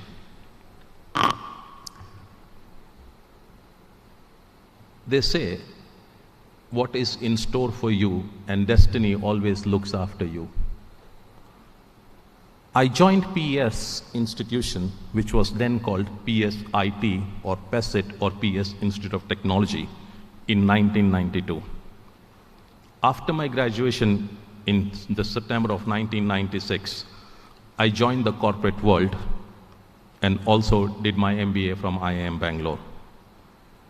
A lot of good things have happened to me in life, and I owe a lot of them to my alma mater.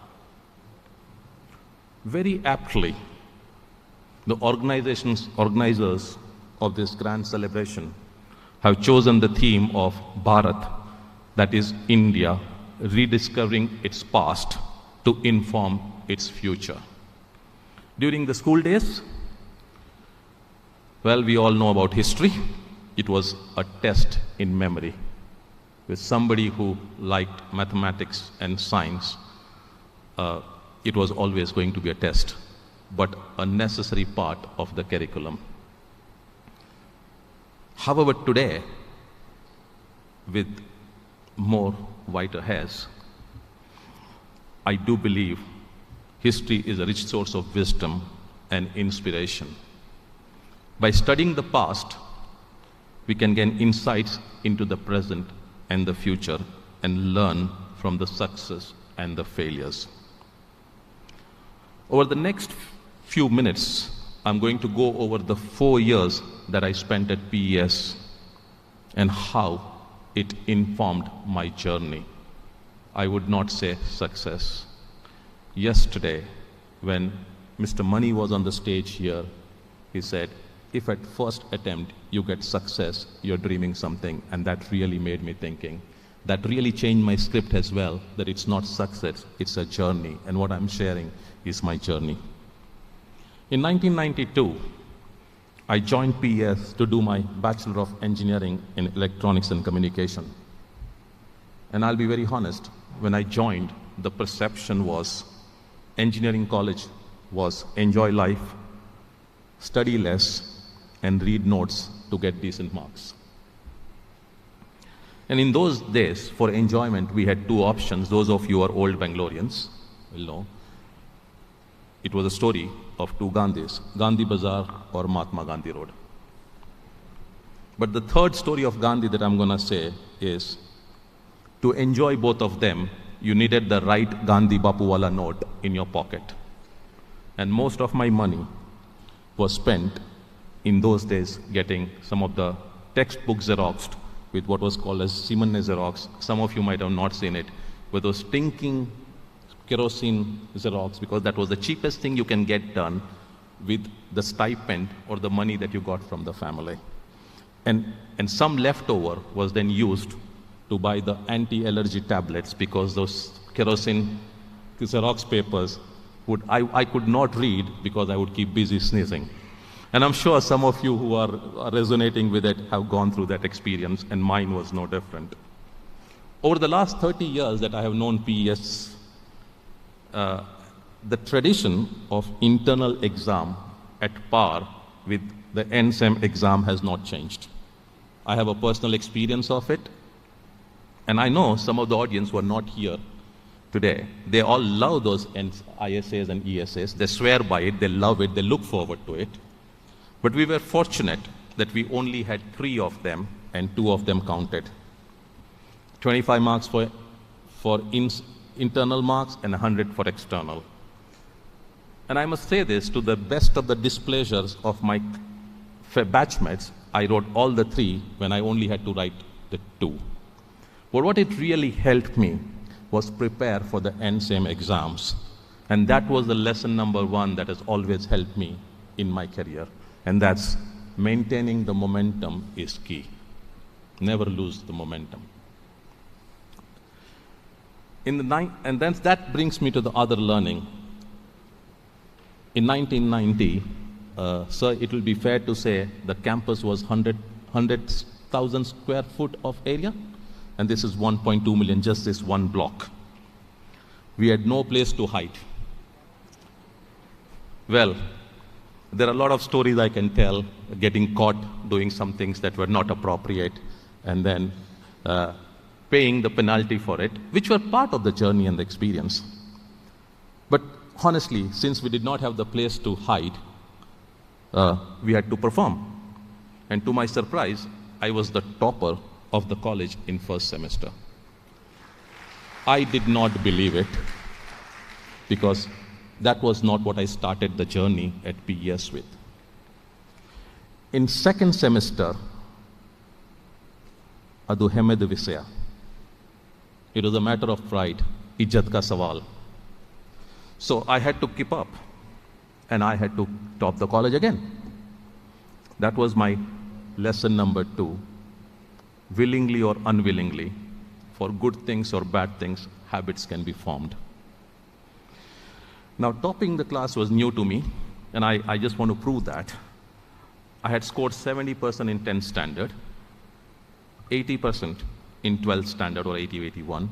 I don't remember it because definitely I was not in the top 5 percentile also of the class. And I also went through laws in PES. In one exam, I scored 42 marks. I barely passed that exam. And I had a massive dip. But that whole 4 years and every semester was broken down into getting the right books, i.e. stealing the library cards of lecturers. I did not even let go Professor Jawar. I got his library cards to borrow books because money was scarce and I needed it for something else as well, like each one of us at our age. But what I did at that point of time was read the right books, in some case use the money to Xerox some of that, reading to internalize the funda before the exams, and then revise just before the exam and write it. I was doing all of this unconsciously until somebody in the corporate world taught me that is planning and execution. And habit formation, planning and execution is the other lesson that I learned from being at PES. Earlier, Sri Sanjeev Sanyal spoke about, execution and the value of execution, which just reinstilled the faith of that learning that I've had over the 30 years. And finally, I think we were blessed. There was no peer pressure in those days. There were no Insta, no Facebook, none of that. The only peer pressure that was there was, will I top it again? So it was like every semester, it was like once in 4 months, rather than once in 4 weeks, 4 days, 4 minutes now, somebody has posted a great story on Insta and I need to outdo them, basically, or something like that. So I did not have any peer pressure that really helped me in this one. So how did this all help in my corporate journey? Very quickly. Again, I must say I did not believe in planning my career, but what I believed in is looking out for opportunities and seizing them. I got a job from, I was the only one from Electronics and Communication Department that got picked up at Siemens Communication Software. It was called Siemens Communication Software, and I did not use any of my electronics and communication ever since then, other than asking every electronics and communication student, do you know what is an NPN and a PNP transistor in an interview just to check if they have read the books. But other than that, I really never used that. Worked for 4 years at Siemens, moved on. In 2000 year, I got the startup bug, and I joined another company, US-based startup called Wiser Telecom, and I worked there for 4 years. And then I moved on to build a startup in India called Turning Point, again for 4 years. Left the place to join British Telecom, and have been there since 2008. Since 2021, I'm BT Group's Chief Information Officer. One thing I must tell you, no one told me that if you leave a company in 4 years, you do not get the gratuity. I changed 3 companies in 4 years. In hindsight, that was the right choice because maintaining the momentum was the right choice. That was the learning that helped me. As we progress in our career, our roles pivot from delivery heavy to strategy heavy. I had the same experience in the current role as the CIO. My focus is on digital transformation of employee experience, finance, HR, supply chain capabilities across the BT Group. We have 135,000 people across 40, 50 countries across the world, and this means in every role that I've done, acquire new skills. And the lessons at PES around building habits, acquiring new habits of learning, new skills, new technology, new culture that really helped me, and then merge that with the planning and the execution, and that also helped me to maintain the balance between strategy and delivery. These are the 2 timeless lessons that I've learned at PES and have helped me navigate over the last 3 decades and continue to do so. I hope these are of value to you now and in the future. Before I end, every batch has a unique bond. Our batch of 1996 is no different However, we were a small cohort, so our definition of batch expanded beyond the departments. I want to thank them all for all the fun and the fight we had on campus and beyond. Some of you might be here or will be watching this over the live feed, and I want to thank you. Once again, I want to thank PES University for considering me worthy of this honor. I do believe there were a lot of my batchmates who are in the same league. They have chosen different fields. Some of them are in filmmaking, some of them are creating ventures with students. Narsima Suresh, if he's around somewhere today, he had enough of me, so he chose not to be here. My batch is not here. Narsima Suresh, is he here? No, he's not here. He's gone. My project mate, Selva Kumar, I worked on the project for wireless. It was a spectrum transmitter and receiver. I had no clue what it meant. Just started with the belief and the risk, and it enjoyed. Lots of friends, Bindu, Madhuri, Nandini, all of them who are friends for life that I met here, and I want to thank. I've just named the few, but that whole batch is my friend, and I want to thank them. I want to end with this. Thank you for the honor, PES University. Specifically, Professor Jawar, when I was here in 1992, used to say, we will be a deemed university and a university of choice. This is exactly his words in 1992.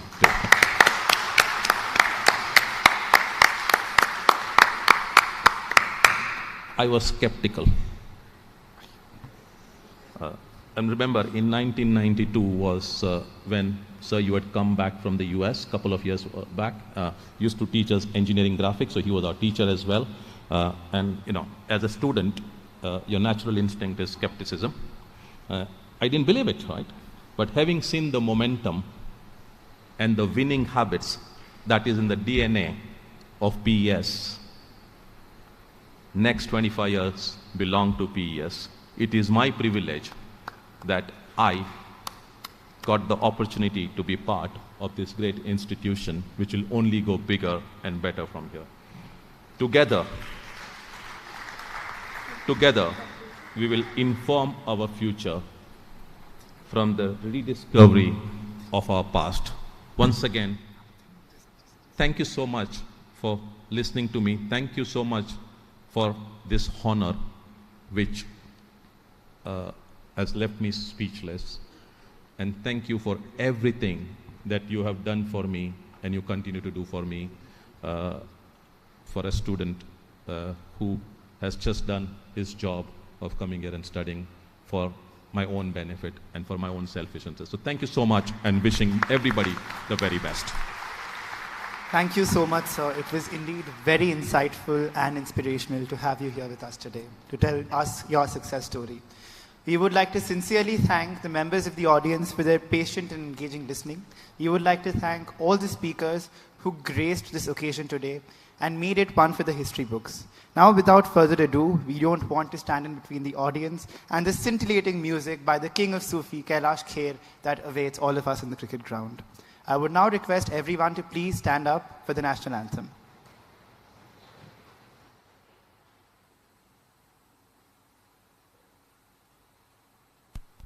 Jana mana adhinayak jaya he Bharat bhagya vidhata Punjab Sindh Gujarat Maratha Dravida Utkala Vanga Vindhya Himachala Yamuna Ganga Uchchala Jaladhi Taranga तव शुभ नामे जागे तव शुभ आशीष मांगे गाहे तव जय गाथा जन गण मंगलदायक जय हे भारत भाग्य विधाता जय हे जय हे जय हे जय जय जय जय हे.